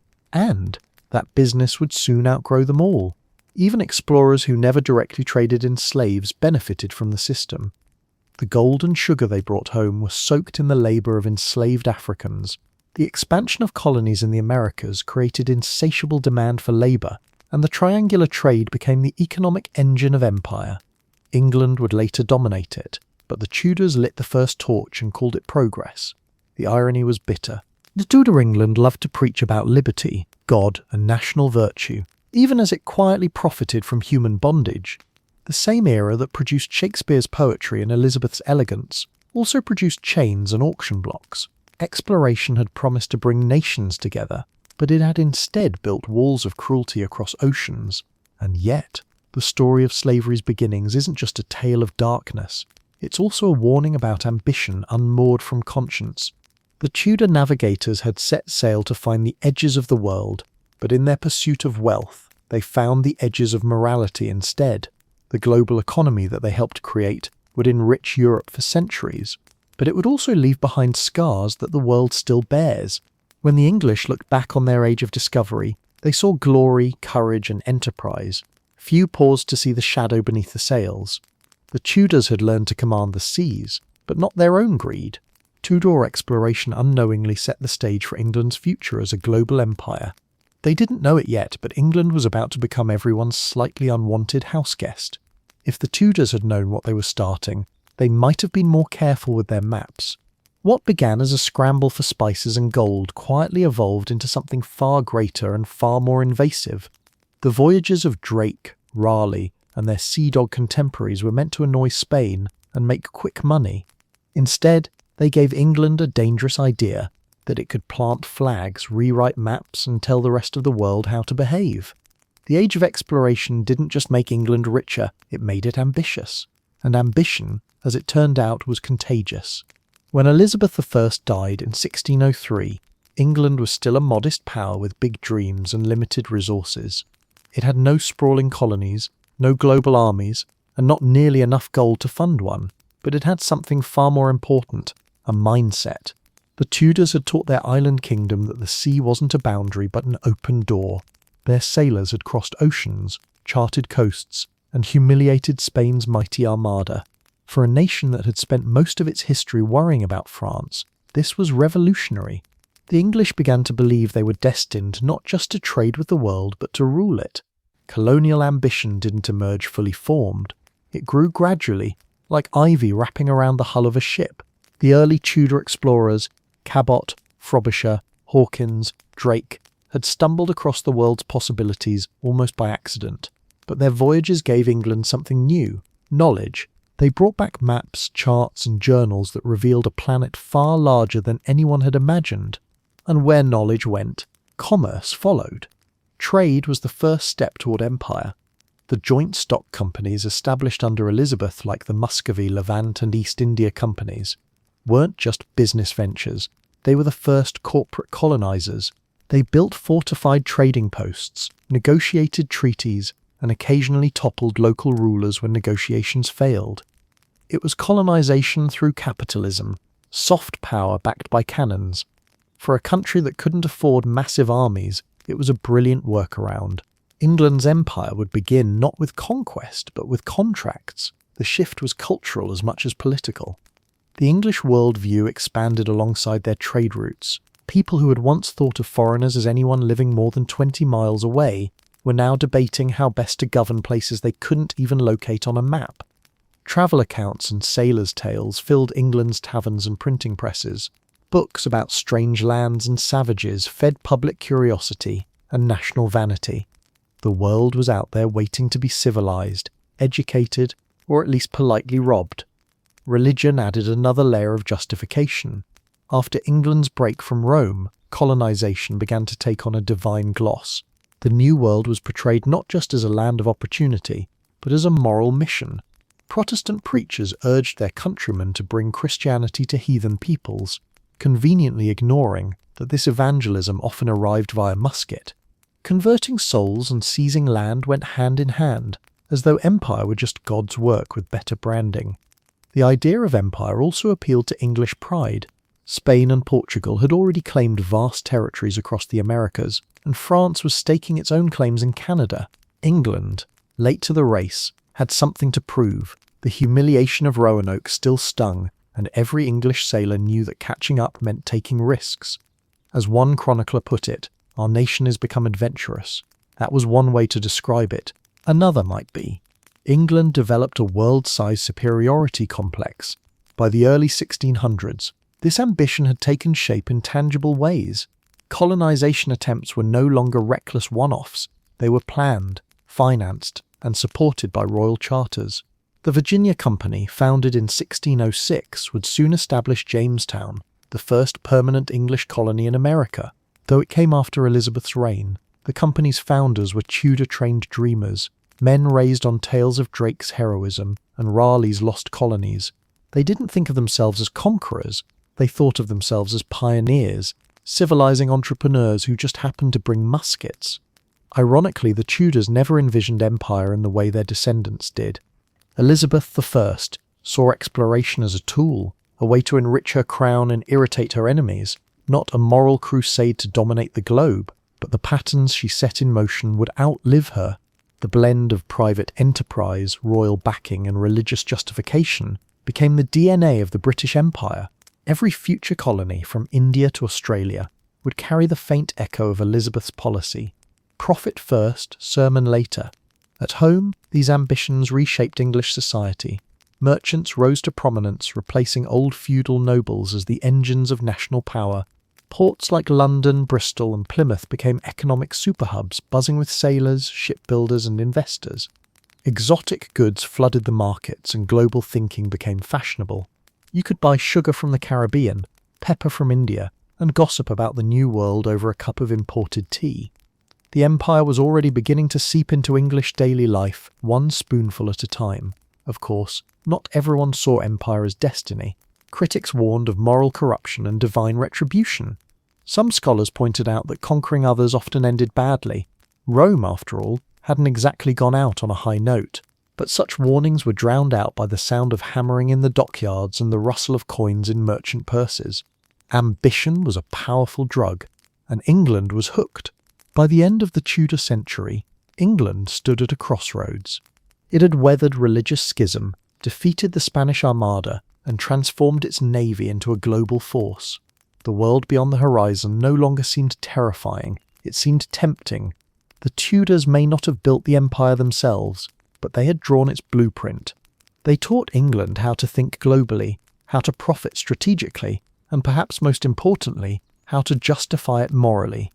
The next generations would take that lesson and run with it, sometimes across entire continents. The Elizabethan sailors who once dreamed of distant shores had become the architects of something far larger, an empire that would one day span the globe, claiming dominion over lands and lives they could scarcely imagine.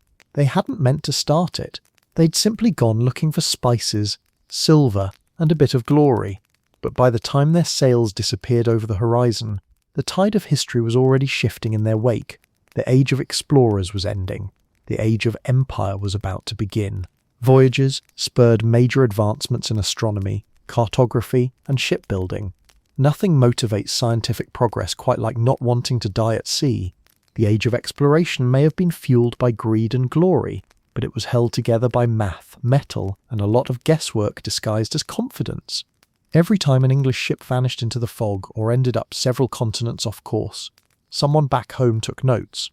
The result? A scientific revolution, born not in quiet universities but in creaking ships, stormy oceans, and the desperate cries of sailors shouting, "Are we sure this is west?" By the mid-1500s, the Tudor obsession with discovery had forced England to confront a basic truth. The world was enormous, and no one actually knew where anything was. Maps were better than they'd been a century before, but better in this case meant less catastrophically wrong. Longitude remained the great unsolved riddle. Nobody could reliably tell how far east or west they'd sailed. One bad calculation could turn a voyage to India into a surprise visit to the Arctic. Yet, with every expedition, a few more fragments of the world clicked into place, and every near-death experience made sailors just a little smarter. The sea was an unforgiving teacher, and Tudor sailors were its reluctant students. Navigation instruments evolved quickly, mostly out of fear. The magnetic compass, once viewed with suspicion, surely only witchcraft could make metal point north, became essential. Sailors learned to use the astrolabe, a heavy brass disc borrowed from Arabic science to measure the angle of the sun or stars above the horizon. It wasn't exactly user-friendly. Using it in a storm was like trying to solve trigonometry while standing on a trampoline. But it worked well enough to keep most ships on course most of the time. Then came the cross-staff, a long wooden stick with a sliding crosspiece that allowed sailors to gauge latitude by measuring the sun's height. The only catch? You had to stare directly at the sun. As you might imagine, this led to a generation of navigators who could find their way across the Atlantic but couldn't see their dinner plates afterward. Later, a less eye-melting device called the backstaff improved the design by letting sailors turn their backs to the sun, which was considered a major technological leap and a minor relief to retinas everywhere. These instruments, while imperfect, revolutionized sea travel. The Tudor world began to think in coordinates, not just coastlines. Sailors learned to describe positions in degrees and minutes, and cartographers translated those numbers into increasingly accurate maps. The era's maps may still have been populated by the occasional sea monster, but at least the monsters were drawn in the right hemisphere, and behind those instruments and charts was a growing class of English intellectuals who saw the ocean as their laboratory. Men like John Dee, Elizabeth I's resident astrologer, mathematician, and occasional wizard, argued that mathematics was the key to empire. Dee's study at Mortlake was filled with globes, compasses, and mysterious instruments. He wasn't just a scholar, he was a one-man research department for the Tudor Navy. He trained navigators, calculated routes, and lobbied for England to claim the British Empire, a phrase he coined as a divine mission backed by geometry. He believed that by understanding the heavens, England could command the seas. Whether he was a scientist or a sorcerer depends on who you asked, but one thing's certain, he made math sound exciting, which is its own kind of magic. Shipbuilding, too, became an art form of scientific ingenuity. Under Henry VIII, England had already begun transforming its navy into a disciplined, mechanized force, but the Elizabethans perfected it. The sleek, maneuverable galleons that dominated the seas during Elizabeth's reign were engineering marvels. Gone were the bulky, lumbering ships of earlier centuries. The new vessels featured lower hulls, improved rigging, and reinforced gun decks that made them faster and deadlier.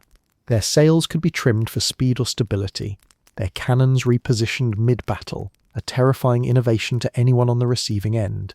These advances didn't just come from royal engineers, they came from collective experience. Every voyage was a test run. When a ship survived a hurricane, its builders took notes. When one sank, they took even more notes. Trial and error became England's scientific method. The same adventurous spirit that sent explorers chasing the Northwest Passage also fueled experimentation in metallurgy, mechanics, and even medicine, though Tudor medicine usually involved bleeding the patient and hoping for the best. Astronomy, too, found itself at the centre of exploration. The more sailors relied on the stars for navigation, the more accurately they needed to chart them. The Tudor period coincided with a global wave of astronomical discovery. Copernicus had just suggested that the Earth revolved around the Sun, a theory that scandalized the Church but delighted navigators. If the stars moved predictably, they could be used like clockwork. English astronomers began collecting data from sailors' logs, cross-referencing sightings, and refining celestial tables. For the first time, exploration wasn't just expanding maps, it was expanding the universe itself. What's remarkable about Tudor science is that it wasn't confined to dusty scholars or noble patrons. Sailors themselves became scientists by necessity. A ship's captain needed to understand geometry, meteorology, and ocean currents as much as swordplay and diplomacy. The boundaries between man of learning and man of action blurred completely. You might spend your morning shooting the sun with an astrolabe and your afternoon shooting cannons at Spaniards. In Elizabethan England, that was considered a balanced education.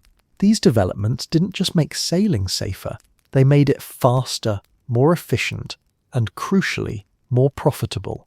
Accurate navigation meant quicker voyages and fewer shipwrecks. Better ships meant heavier cargoes and bigger guns. Science had become the handmaiden of empire, quietly turning exploration from chaotic adventure into organized domination. Every improvement in the shipyard was a step toward global reach. Every refinement in the observatory was a calculation of conquest. Of course, the Tudors didn't see it that way. They weren't thinking in terms of scientific revolution. They just wanted to get home alive, and preferably richer. But their relentless tinkering, born of fear, greed, and curiosity, laid the foundation for centuries of discovery.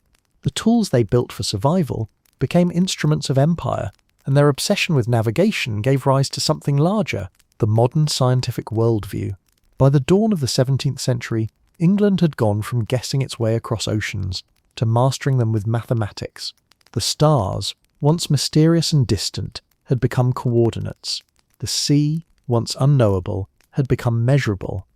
The Tudors had proven that knowledge wasn't just power, it was survival. Explorers faced storms, scurvy, starvation and mutiny on their perilous journeys. You weren't a real sailor until you'd lost half your teeth and your sanity. Behind every heroic painting of a Tudor explorer pointing nobly toward the horizon lies a truth far less glamorous. Most of the time, everyone on board was miserable.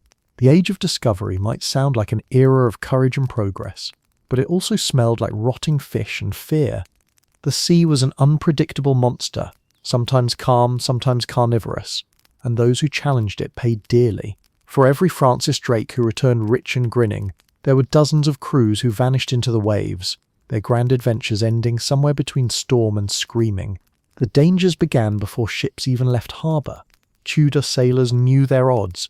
The ocean could kill you in more creative ways than an Elizabethan playwright. Storms, disease, hunger, accidents, and the occasional knife fight over a stale biscuit. These were all part of the job description. Wages were low, conditions brutal, and the only retirement plan involved drowning or being eaten by something with too many teeth. And yet, thousands still signed up. The alternative, life on land as a tenant farmer or street beggar, wasn't exactly appealing. At least at sea, misery came with adventure and the vague possibility of loot. Storms were the most obvious threat, and the Atlantic was particularly good at producing them. Tudor ships, though advanced for their time, were still fragile wooden boxes held together by prayer, rope and optimism. A single tempest could rip masts apart, flood the holds, and send even seasoned sailors scrambling for buckets.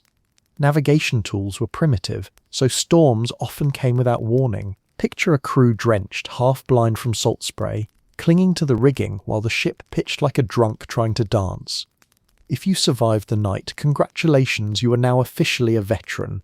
Then there was scurvy, the silent executioner of exploration. Caused by a lack of vitamin C, scurvy turned healthy men into shambling wrecks. Their gums swelled, teeth fell out, and old wounds reopened like a bad sequel. Some accounts describe sailors so weak they couldn't stand, crawling on deck like ghosts. The worst part? Nobody knew what caused it. The cure, citrus fruit, was sitting in plain sight, but medical theory at the time preferred complicated nonsense about imbalances of humours. So instead of lemons, captains prescribed vinegar, salt water or prayers, all equally ineffective.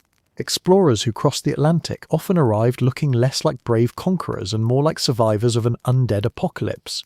Food didn't help, provisions had to last months, sometimes years, and edible was a generous term. Sailors lived on hardtack biscuits, so tough they could double as tools, salted meat, and dried peas. Fresh food spoiled within weeks. Maggots were considered added protein, and drinking water went green faster than envy at court. Alcohol was the only thing that stayed drinkable, so sailors consumed beer or watered-down wine daily. A system that made everyone mildly tipsy and occasionally belligerent. If you were lucky, your ship's cook might boil something resembling stew. If you were unlucky, he might serve something that fought back. Hygiene was practically non-existent. Bathing was rare, lice were loyal companions, and the ship's hold doubled as both sleeping quarters and latrine. Disease spread like wildfire in these conditions. Dysentery, typhus, and the ominously named ship fever could wipe out half a crew before they even saw land. Death at sea was so common that burials became routine. Corpus was sewn into canvas, weighted with cannonballs and slid overboard without ceremony, sometimes still clutching their payslips. The ocean took its share daily, and nobody dared to count too closely. Even if you managed to stay alive and healthy, there was always the problem of each other. Sailors trapped in tight quarters for months became walking pressure cookers of resentment. Fights were common, especially when food ran low, or captains grew tyrannical. Mutiny wasn't a fantasy, it was a career option. Explorers like Magellan, Cabot and Frobisher all faced near rebellions at some point. The line between loyal sailor and knife-wielding anarchist was as thin as the ship's hull. Discipline was harsh. Flogging was standard punishment, and disobedience could earn you a one-way ticket overboard. If you made it through an entire voyage without getting whipped, bitten, or betrayed, you were practically a saint. Then there was the psychological toll. Months of endless blue horizon could warp the mind. Sailors went mad from isolation or superstition, haunted by stories of ghost ships and sea monsters. The ocean played tricks, phantom islands, glowing lights, or eerie calm that felt like an omen. Sleep was rare, fear was constant, and faith was mandatory. Many ships carried chaplains not for spiritual guidance but to convince everyone that divine intervention might still happen before the next wave did. And yet, somehow, people survived. Tudor explorers developed a grim resilience born from routine. They learned to patch sails in storms, ration food in famine, and sing to drown out the sound of fear. They joked about death, because laughing was easier than thinking about it. The sea stripped men down to their bones, but it also forged them into something unbreakable, or at least uncomplaining. Every successful voyage was a miracle of endurance. When explorers returned home, missing fingers, teeth, or sanity, they were celebrated as heroes, not because they had conquered the world, but because they had conquered survival itself. Their tales of storms and starvation weren't deterrents, they were badges of honour. Each story of suffering became part of England's growing legend, a narrative of toughness, courage, and the absurd belief that discomfort was just part of greatness. The ocean didn't care about empires, maps, or dreams of glory. It swallowed ships and men without hesitation. But for the Tudor explorers, every wave was a challenge worth facing. Their endurance turned chaos into conquest, transforming survival into strategy. They weren't just navigating oceans, they were navigating the edge of human endurance. And for every man who made it back to England's shores, there was one truth etched deep in his bones. The sea had tested him, tortured him, and taught him something no map could capture. That discovery wasn't about finding new lands, it was about surviving long enough to tell the story. Daily life at sea was a misery of rats, salted meat, and appalling hygiene. If the voyage didn't kill you, the smell probably did. To understand the life of a Tudor sailor, imagine being trapped in a wooden box with 100 other unwashed men, surrounded by an endless ocean and no privacy for months on end. Then imagine that the wooden box leaks, your food tastes like salted despair, and your bed is whatever space you can find between barrels. Welcome aboard a Tudor ship, part exploration vessel, part prison, part disease incubator. If the ocean didn't get you, the ship itself might. Romantic portraits of Tudor explorers tend to leave out the stench. It hit you first, an unholy mixture of sweat, mould, bilge water, smoke, spoiled meat, and the sharp tang of human waste. There was no escaping it. The toilet was a small wooden plank hanging over the side of the ship called the head, where sailors balanced precariously against the wind while trying not to fall in. The rest simply used buckets or the corners of the deck. The term seaworthy applied to the vessel, not the hygiene. Sleeping quarters were even worse. Space on Tudor ships was precious, and comfort was not a design consideration. Sailors slept wherever they could, on deck in hammocks if they were lucky, or directly atop the barrels of food and gunpowder if they weren't. There was no such thing as personal space. You were never more than a few feet from someone coughing, snoring, or scratching something best left unexamined. Privacy existed only in daydreams. And speaking of daydreams, food provided plenty of opportunities for those. Meals were an exercise in endurance rather than enjoyment. The daily diet consisted mostly of salted beef, dried peas, hardtack, the world's least appetizing biscuit, and beer. The beef was so heavily salted it could last years. Technically, to make it edible, it had to be boiled for hours, resulting in a grey, rubbery mass best described as meat-adjacent. The hardtack, meanwhile, could double as a weapon. Sailors often had to soak it in beer just to bite through it. If the biscuits weren't full of weevils, it was because the weevils had already moved on to something fresher. Rats, however, thrived. They were the true rulers of the ship, bold, numerous, and utterly fearless. They chewed through ropes, ate the rations, and occasionally took nibbles out of sleeping sailors. Killing them was impossible. Instead, they became part of the ecosystem.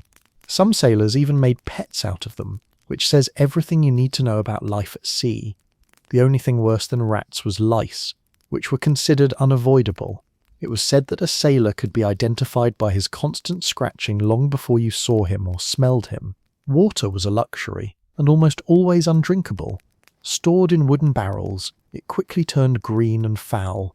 Sailors tried straining it through cloth, but it didn't help much. Beer, weak ale and wine became the preferred drinks, not because they got you drunk, though that was a bonus, but because they didn't kill you as quickly. The combination of dehydration and alcohol made for a crew that was perpetually half dizzy and wholly irritable. Work was constant, and danger never far away. The daily routine started at dawn with the all-hands call. Sailors hauled ropes, repaired sails, swabbed decks and manned the pumps to keep water from filling the bilge. They climbed the rigging barefoot, even in storms, where one slip meant a quick and salty death. The hierarchy was rigid. The captain ruled with absolute authority, officers enforced discipline, and common sailors did as they were told, or faced punishment. A flogging with the cat-o'-nine-tails was common for even minor offences, and the humiliation was almost as painful as the lashes. Entertainment was limited, but necessary. Sailors sang to keep morale up, their rough voices echoing across the waves. Sea shanties weren't just songs, they were tools for coordination and distraction, helping men forget their hunger and exhaustion for a few minutes. Dice games, storytelling, and carving small trinkets from wood were other common pastimes. Religion also offered comfort.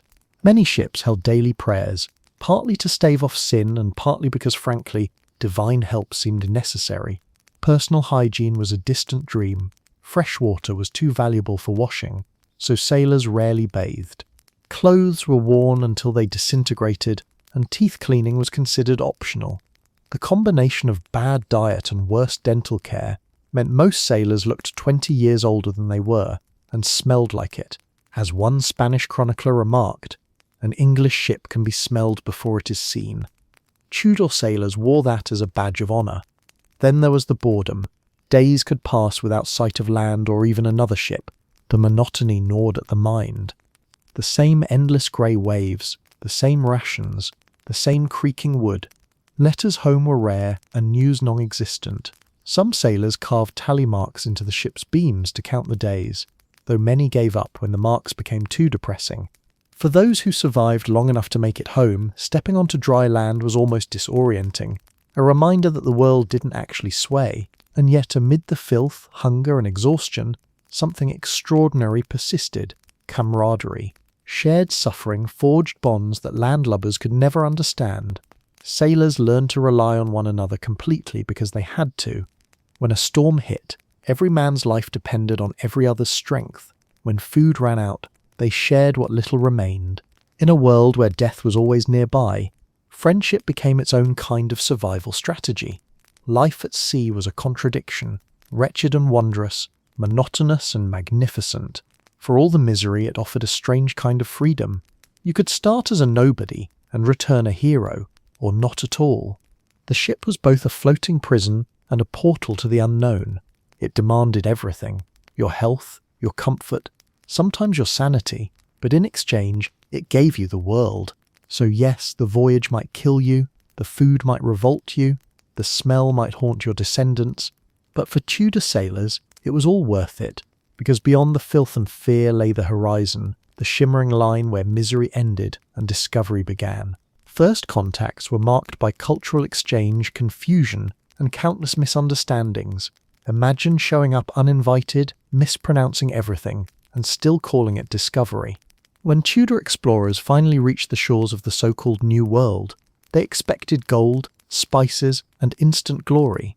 What they found instead were millions of people who had been living there quite comfortably for thousands of years, and who had absolutely no idea why these pale, overdressed strangers were waving crosses and shouting about kings they'd never heard of.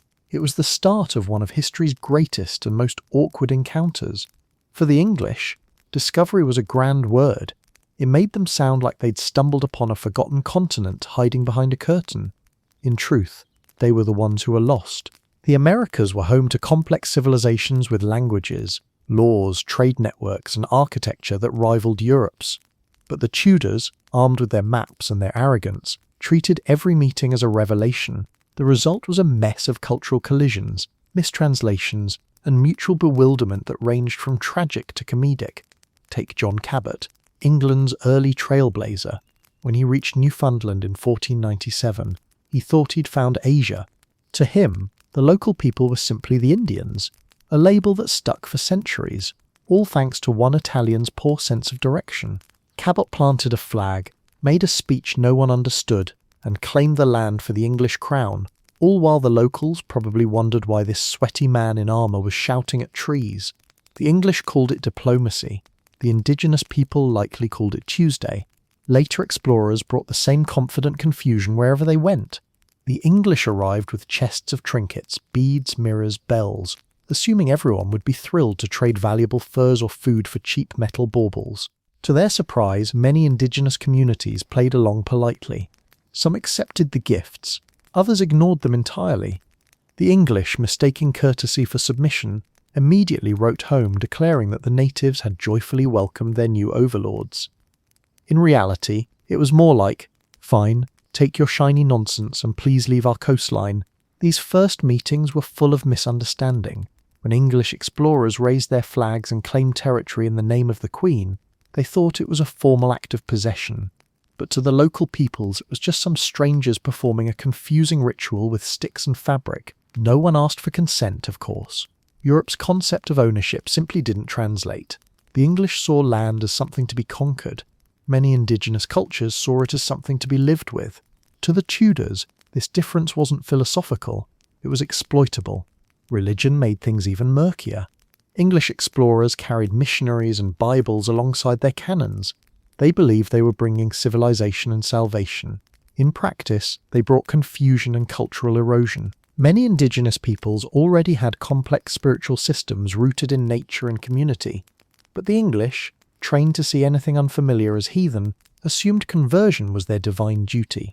It didn't help that they often mixed evangelism with gunpowder, which rather undermined the message of peace on earth. Trade offered one of the few moments of genuine exchange. The indigenous peoples introduced the English to crops that would change Europe forever: maize, potatoes, tomatoes, and tobacco. In return, the English introduced them to iron tools, wool fabrics, and, unfortunately, diseases. Smallpox, influenza, and measles tore through populations that had no immunity, devastating entire communities. To the English, this was often seen as providence, a horrifying example of how easily moral blindness can masquerade as divine favour. Communication was its own comedy of errors. Without interpreters, gestures became the default language, leading to spectacular confusion. A friendly wave might be mistaken for aggression. A peace offering might be misunderstood as theft. One explorer reportedly tried to greet a local chief by kneeling, only to cause panic when the chief assumed he was collapsing in pain. When words finally were exchanged through translators, meanings often warped in transit. A casual remark about trade could be misheard as a promise of alliance, or worse, a declaration of war. Even the English names for places reveal their limited understanding. They called one island Virginia, not because of any local connection, but because Elizabeth I was the Virgin Queen. They named Newfoundland because, well, it was new and found. The lack of imagination was staggering. Imagine sailing thousands of miles just to name things like a real estate agent. And yet, amid all the arrogance and tragedy, moments of real curiosity did occur. Some explorers were genuinely fascinated by the people they met. They marvelled at the sophistication of agriculture, the artistry of clothing, the political organisation of villages. Accounts from the time speak of English sailors astonished by cleanliness, hospitality and resourcefulness that far outshone their own, but admiration rarely survived the voyage home. Once back in England, these observations were edited, simplified, and mythologized into propaganda tales of noble savages awaiting the guiding hand of empire. Over time, those myths hardened into policy. The Tudors never built large colonies in their own era, but their mindset shaped those who came after. Later English settlers arrived with the same combination of greed and moral superiority, convinced that civilizing others was their sacred duty. The seeds of empire had been planted not just in soil, but in attitude. The belief that foreign lands were empty, their people inferior, and their cultures replaceable would define centuries of colonialism to come. Still, the first encounters weren't only about conquest, they were also about wonder. For all their flaws, Tudor explorers were witnessing a world beyond imagination. They encountered new animals, plants, landscapes, and customs that defied everything they'd been taught. Some wrote about it with awe rather than contempt. "The world," one sailor noted, "is larger and more diverse than any man can compass." He was right, and tragically, that vastness would be both the promise and the undoing of their age. In the end, the meeting between Europe and the Americas wasn't a single event, but a slow-motion collision, one that would transform both sides forever. For the English, it meant expansion, wealth, and eventual domination. For indigenous peoples, it meant survival in the face of catastrophe. The Tudors thought they had discovered a new world. In reality, they had stumbled into one older, wiser, and far more complex than their imaginations could grasp. Exaggerated tales of exploration thrilled audiences back home and fueled national pride. By the time stories reached London, a mild breeze became a hurricane, and a stolen gold coin became a dragon's hoard. When Tudor explorers returned home, if they returned at all, they didn't just bring back gold, spices, and exotic trinkets. They brought back stories. And in a time before newspapers or Netflix, those stories were the Tudor equivalent of blockbuster entertainment, breaking news, and national propaganda rolled into one. The line between fact and fiction blurred the moment their boots hit the dock. England's seas were stormy, but its imagination was wilder. Exploration was risky business, and the best way to justify the expense and the body count was with spectacle. Captains like Francis Drake and Martin Frobisher knew that the success of a voyage didn't end when the ship dropped anchor. It ended when the tale hit London. So they told stories that made their hardships sound like heroics, and their questionable ethics sound like divine justice. A battle with Spanish ships became a miraculous triumph. A lucky escape from a storm became a test of English courage. A simple act of looting, a victory for God and Queen, London ate it up. The Tudor public adored tales of daring do on the high seas. Pamphlets, plays and ballads transformed rough sailors into living legends. By the 1580s, explorers were national celebrities. Francis Drake's circumnavigation, for example, became a tale of almost mythic proportions. He didn't just sail around the globe, he single-handedly defeated storms, outwitted entire navies, and charmed barbarous peoples into friendship. In the retelling, even his worst mistakes became signs of divine favour. If he got lost, it was because God guided him to new lands. If he stole, it was to humble the pride of Spain. The English didn't just forgive creative storytelling, they demanded it, and it wasn't just the sailors embellishing things. The government got involved too. Elizabeth I's court understood the value of good PR. Exploration, piracy and war all blurred together into one glorious narrative of national greatness. Every new voyage became an opportunity for propaganda. Elizabeth's advisors commissioned engravings, maps and official accounts celebrating English victories. They made Drake's raids on Spanish treasure ships look like acts of divine retribution. They painted England as God's chosen nation, a Protestant beacon standing tall against Catholic tyranny. In other words, exploration became the stage for patriotic theatre, and the Queen was its star. Artists and poets joined in, turning sailors into symbols of English destiny. Richard Hakluyt, the tireless geographer and propagandist of exploration, collected travellers' accounts in the principal navigations, voyages and discoveries of the English nation. His massive work turned seafaring into scripture, filled with noble courage and conveniently edited morality. Hakluyt wasn't interested in messy details like mutiny or theft. He wanted to prove that England was destined to rule the waves. His writings gave exploration a moral framework. God had blessed English ambition. Therefore, English ambition was righteous. It was propaganda disguised as scholarship, a national pep talk bound in leather. Even failures got an optimistic spin. The disappearance of the Roanoke colony, a valiant first step. John Hawkins's disastrous slave voyage, a lesson in divine providence. The English talent for turning catastrophe into pride was already in full bloom. The important thing wasn't what actually happened, it was how it could be rewritten to serve the national story. A good narrative could make any disaster sound like destiny delayed. And then there was the money. Investors loved these tales almost as much as the public did. Every exaggerated victory meant new funding for the next voyage. Drake's golden haul from the Spanish Main inspired a frenzy of speculation. Merchants, nobles, and even courtiers poured their fortunes into exploration companies, convinced they'd be the next to strike gold. The propaganda worked not just on emotions but on wallets. The dream of treasure was contagious, and London's docks soon filled with ships built on equal parts greed and hype. Back in the taverns, meanwhile, sailors became celebrities in their own right. When they weren't spending their earnings on ale, crowds gathered to hear their stories, often told louder and less accurately with each retelling. A small skirmish with pirates might become a bloody sea battle against 10 ships. We found a few pearls could easily transform into we discovered a mountain made of silver. No one cared about the truth. They wanted adventure. After all, the Tudors didn't have reality TV, but they had sailors who lied with style. Propaganda didn't just entertain, it united. England was still a fragile, divided kingdom. Protestant versus Catholic, noble versus commoner, court versus countryside. But tales of exploration gave everyone something to cheer for. They created a shared mythology of courage, faith, and destiny. The sailors' victories became England's victories. Their discoveries became proof that even a small, windswept island could stand toe-to-toe with mighty Spain. Exploration wasn't just about geography, it was about identity. Queen Elizabeth played her role masterfully. She attended celebrations for returning explorers, showering them with honours and gold, but always making sure their glory reflected back on her. When Drake returned from his circumnavigation, she knighted him on the deck of the Golden Hind, turning a pirate into a national icon. The message was clear. The Queen's men sailed for England, and England's triumphs belonged to her. It was propaganda with a personal touch, and it worked brilliantly. Of course, not everyone believed the hype.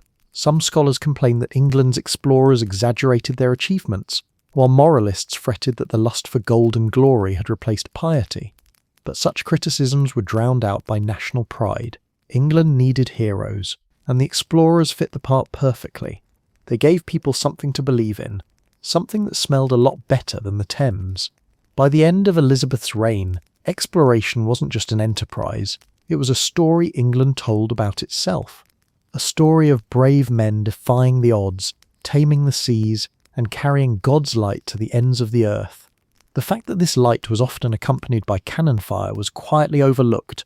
The Tudor imagination had discovered something almost as valuable as gold, the power of narrative. And so, as England's ships spread across the oceans, so did its stories. The truth might have been buried under layers of exaggeration and ego, but the myth was unstoppable. The sailors had conquered the waves, and the storytellers had conquered reality. Exploration reshaped the environment, fueled colonial exploitation, and redrew the global map. They set out for spices and came back with centuries of geopolitical headaches. When the Tudor explorers first set sail, they imagined a world full of riches waiting to be claimed. What they didn't realise was that every course they charted, every shore they claimed, and every discovery they bragged about would echo for centuries. The age of exploration didn't just change trade routes, it changed everything. The environment, global politics, human societies, and even the atmosphere itself would never be the same again. The Tudors opened Pandora's sea chest, and the world has been unpacking it ever since. The most immediate fallout was ecological. When English ships began sailing regularly across the Atlantic and beyond, they accidentally started one of the largest environmental exchanges in history, the Columbian Exchange. Plants, animals, and diseases began hopping continents faster than any human could keep track. The Tudors didn't know it, but their ships were floating petri dishes of global transformation. They brought back potatoes, tomatoes, maize, and tobacco, foods that would revolutionize European diets. In return, they carried wheat, pigs, and cattle to the Americas. It was the first time the planet's ecosystems had been forcibly introduced to one another, and nature wasn't entirely thrilled. Crops that had never met before began cohabitating in strange new soils. European weeds invaded American fields. Rats, England's most unwanted stowaways, colonized the world faster than the sailors themselves. They spread wherever the ships went, gnawing, breeding, and generally making themselves at home. Pigs and cattle, let loose in the New World, multiplied wildly and transformed landscapes. Forests were cleared for pasture. Soil eroded under hooves, and native species vanished under the pressure of ecological invasion. In short, Tudor exploration didn't just redraw maps, it rewired the biosphere, and then there was the human cost. England's early ventures might have been small, but they laid the groundwork for colonial systems that would dominate future centuries. The Tudor attitude toward foreign lands, claim first, understand later, became the foundation of imperial thinking. Indigenous peoples across the world paid the price. Entire societies were displaced, enslaved, or wiped out by disease. To the English, this was often framed as progress. To the rest of the planet, it looked suspiciously like apocalypse. As England expanded its reach, so did its appetite for resources. The new colonies became extraction zones, sugar from the Caribbean, furs from North America, and later, spices and tea from Asia. The logic of exploration, find, take, profit, mutated into the logic of empire. By the time of the Stuarts, the pattern was clear. Exploration had evolved into exploitation. What began with a compass and curiosity ended with cannons and colonies. The global balance of power shifted too. The world before the age of exploration had been a mosaic of isolated regions. Afterward, it was a single interconnected system. Trade routes tied continents together, and empires rose and fell based on who controlled them. The English, Spanish, Portuguese, Dutch and French all competed for dominance, carving up the globe like a badly divided pie. Wars that started in Europe spilled into the Caribbean, the Pacific, and the Indian Ocean. A feud between kings could suddenly involve thousands of people who had never heard of England or Spain before the warships arrived. Globalization, in other words, began with gunpowder. The Tudors also unintentionally set off a chain reaction of wealth and inequality that still shapes the world today. Silver and gold from the Americas flooded into Europe, inflating economies and funding wars. Meanwhile, the same hunger for wealth drove the expansion of slavery and colonial labor systems. The profits of exploration built palaces and financed science, but they also entrenched systems of exploitation that would persist for centuries. Every glittering coin from the New World came with invisible fingerprints on it. Culturally, the effects were just as profound. England's self-image transformed from a small island kingdom into a self-appointed global power. The stories of Drake and Raleigh became moral lessons, justifying future conquests. By the 17th century, children were taught that England had a divine right to rule distant lands. What had started as adventure tales turned into ideology. The empire's moral compass pointed conveniently toward expansion, and its sails were filled with the wind of destiny. But the long-term fallout wasn't just political, it was planetary. The environmental changes set in motion during the Tudor period triggered what some historians now call the Little Ice Age. As millions of indigenous Americans died from European diseases, entire forests regrew across abandoned farmlands, pulling carbon dioxide out of the atmosphere and cooling the global climate. Crops failed in Europe, winters grew harsher, and people wondered why the sun seemed dimmer. Ironically, the first wave of globalization may have altered the Earth's climate long before industrialization did. Humanity had finally connected the world and immediately started breaking it. Even today, we're still living in the shadow of those first voyages. The borders of modern nations trace the roots of explorers and the greed of empires. The global economy, dependent on trade, extraction and exploitation, was born from Tudor-era ambitions. Languages, cuisines, and cultures bear the fingerprints of that exchange. The chili pepper travelled from Mexico to India. Sugar went from New Guinea to the Caribbean. English itself became a global language. The world we know is, in many ways, the Tudors' ultimate legacy, interconnected, interdependent, and permanently entangled. And yet, for all their blunders and brutality, the explorers of the 16th century also expanded humanity's horizons. They forced Europe to confront the fact that it wasn't the centre of the universe. They mapped coastlines, charted stars, and turned mystery into geography. The tragedy was that their discoveries came at the cost of others' destruction. The Tudors gave the world a new sense of scale and a new scale of suffering to match it. They had set out for profit, adventure, and spices, dreaming of a world of endless opportunity. What they found was a planet forever changed, its ecosystems transformed, its people uprooted, its maps redrawn. The age of discovery was also the age of unintended consequences. When curiosity collided with conquest and the world learned just how expensive exploration could be, Tudor voyages transformed England's destiny and forever altered world history.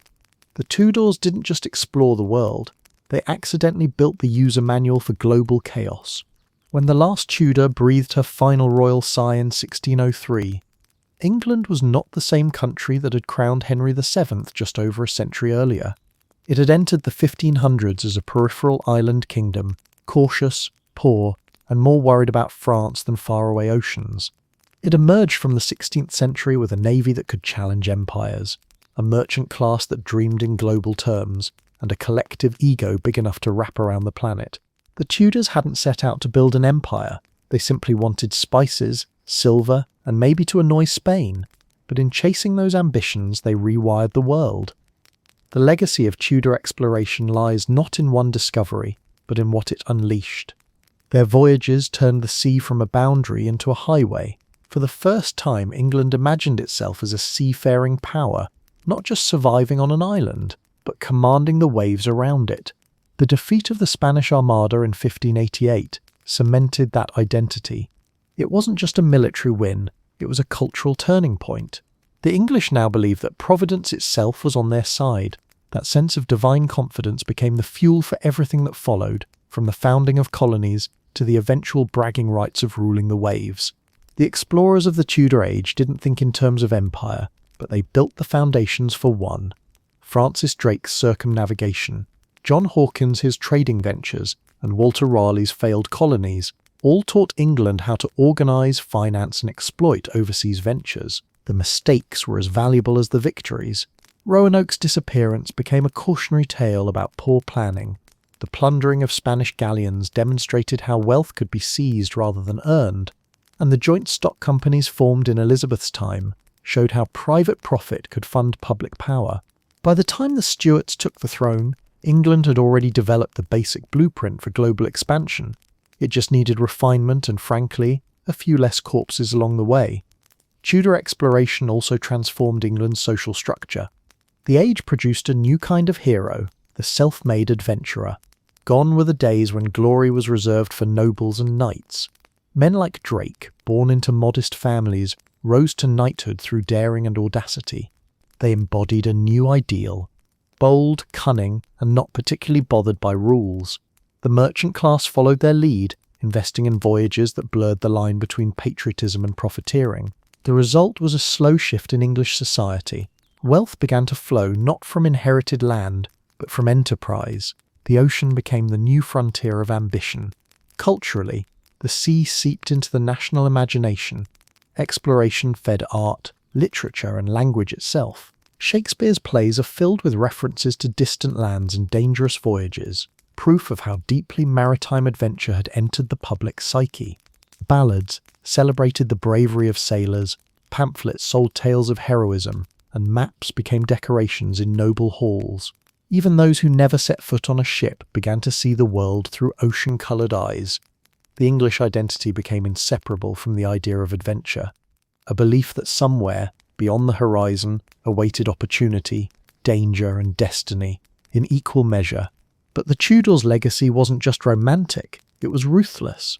Their voyages had set in motion systems of exploitation that would define the centuries to come. The trade routes they opened soon carried enslaved people, stolen resources, and imperial ambitions. The same ships that once explored would later conquer, the same ports that once funded adventure would fund empire. Tudor curiosity had cracked the world open, their descendants would pry it wide apart. In this sense, their legacy was a paradox. They expanded human understanding, but they also expanded human cruelty. Still, it's impossible to deny how their daring reshaped the course of history. The English language spread across continents, global trade networks emerged, and the very concept of the modern world took form from the ripples they created.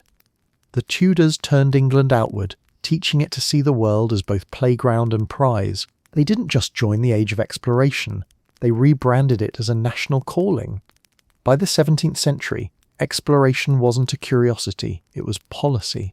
The irony is that much of this transformation happened unintentionally. Henry VIII had built his navy mainly to intimidate France, not to launch world exploration.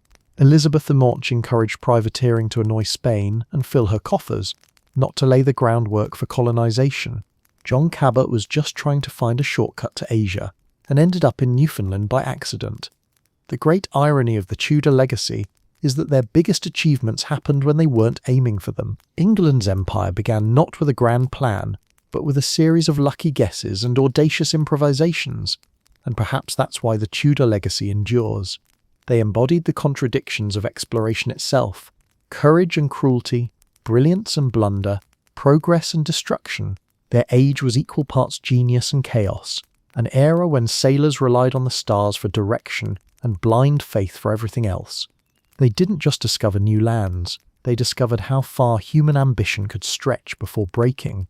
The world they left behind was bigger, but also more complicated. Borders shifted, ecosystems changed, and civilizations collided.